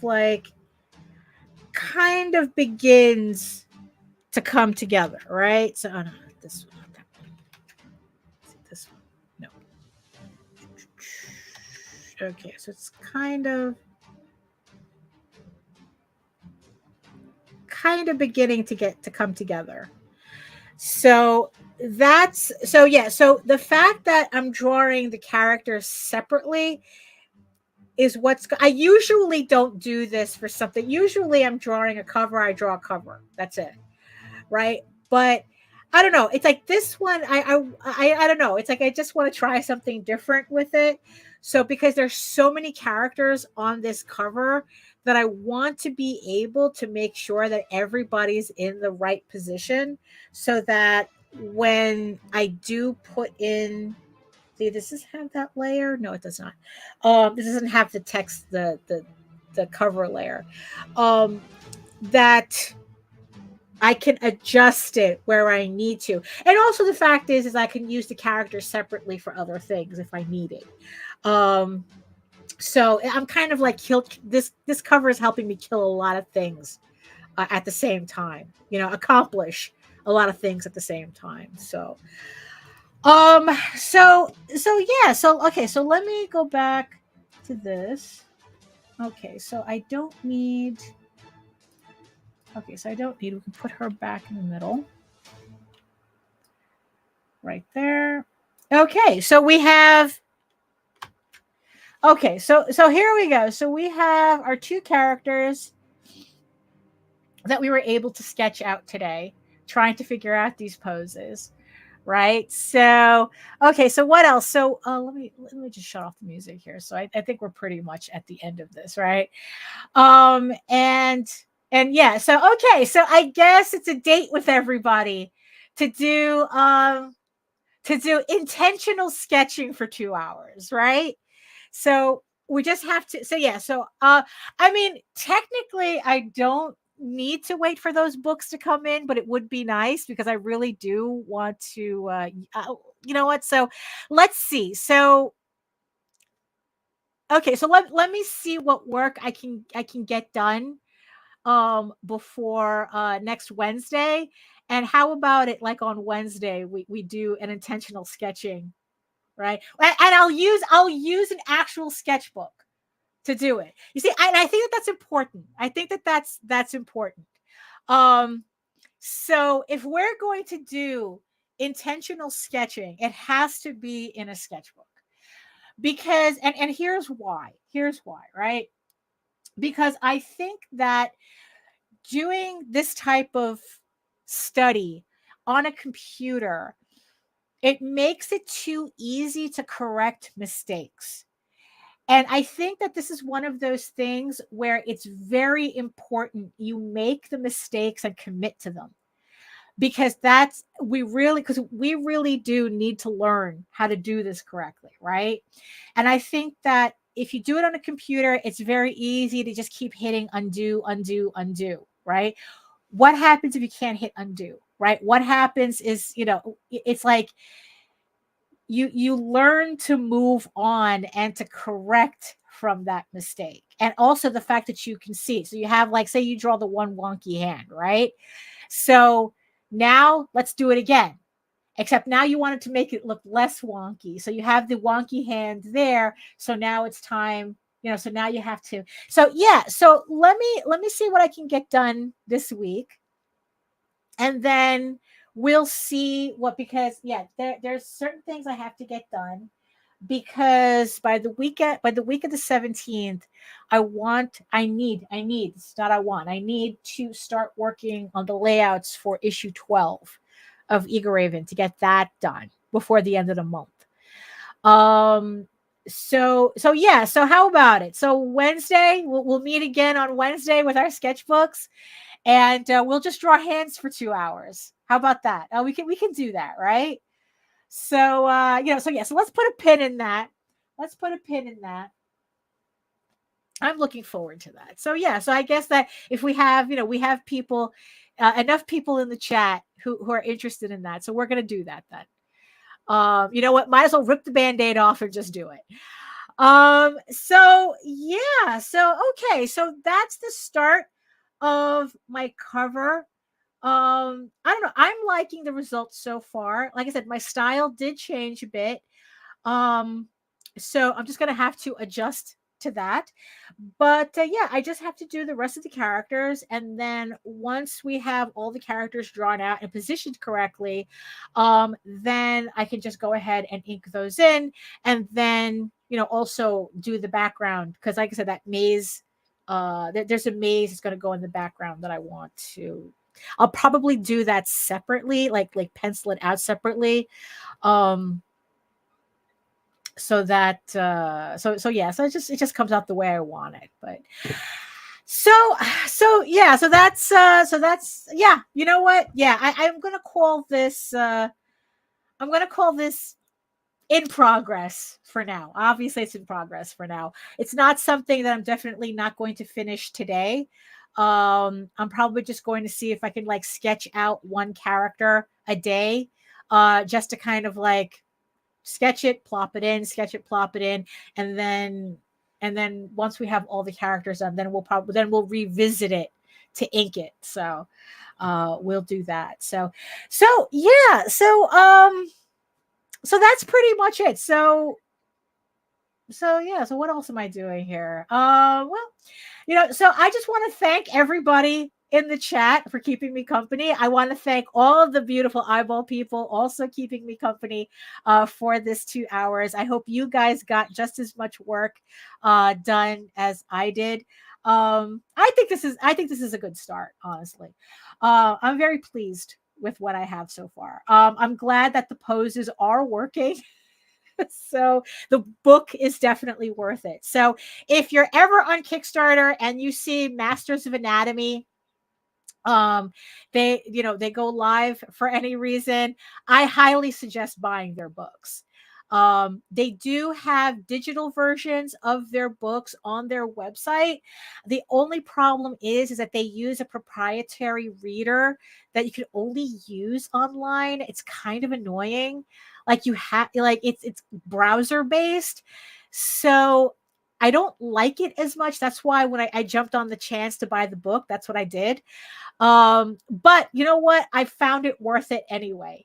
So if you can only get the digital version, go ahead and get it. I think it's worth it regardless. You just cut and paste, or whatever, you have to do like a screen grab if you really want to use poses to bring it into, because it doesn't allow you to to download the pages or anything. So screen grabs and photos will be your friend with that. So so that's it for me.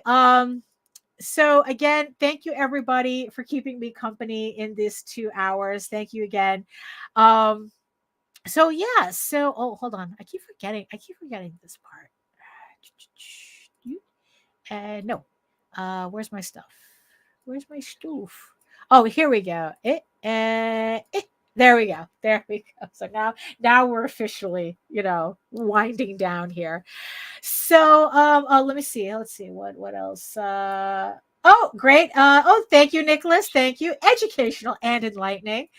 Thank you, Jake. Thank you. And thank you, Joe. Thank you, Michael. I'm glad that you got something out of it. Thank you, Visenia and crew, and the for stopping by as well. Yeah, so like I said, thank you everybody in the chat. Thank you everybody who is just watching from regions beyond. Thank you so much. And if you want to learn more about me and my artwork and everything else that I do here, you can head on over to my main portfolio site at egoworks.com, EGOWORKS, where you can find links to all of my galleries and social media sites, but I mostly post to Facebook. If you're interested in seeing sketches and work in progress updates, any live updates I might have, if I do more of this piece, most likely it'll end up on Facebook first. And remember that you could also check me out here on my YouTube channel. So you make sure you like, share, subscribe. You know the deal. And everything that makes the algorithm gods happy. And remember that I also simulcast through the Indie Comics Network as well. So make sure you like, share, and subscribe over there as well. So yeah. In the meantime, you can read. Hold on. Where's my stuff there? You can read Eagle Raven, Heir of the First Unicorn for free, uploading every day, Monday through Friday. Again, thank you everybody who supported the campaign. I should be getting the books next week, hopefully. So I'll be able to get everyone's rewards out, hopefully before the end of March. So thank you so much. But if you prefer your fantasy to be more of a furry Lord of the Rings adventure, you can follow the link over to Tall Tales. That's TAILS online.com. And not only can you read the first 20 issues of Tall Tales for free, you can catch up on the latest story arc, Tears the Mother, which is also currently uploading Monday through Friday. So thank you again, everybody, for joining me. And remember that it's not as long as it's all good as long as you're doing better. As long as you're doing better than what you were doing yesterday. I know I have to come up with some kind of quippy ancient phrase for this show, but I keep forgetting to do that. So yeah. So just remember, just be better today than you were yesterday. Take that for how you will. It could mean anything. So There you go. There's your ending thing. So thank you so much, everybody, for joining me. And I will see you again on Friday on the Rage Into the Vlogs show at 11 a.m. with Nita Lanning. And then we'll try again for 3 in a row, 3 live streams in a row next Wednesday. So thank you so much again. And I'll see you guys next time. You are all weirdos. Ugh.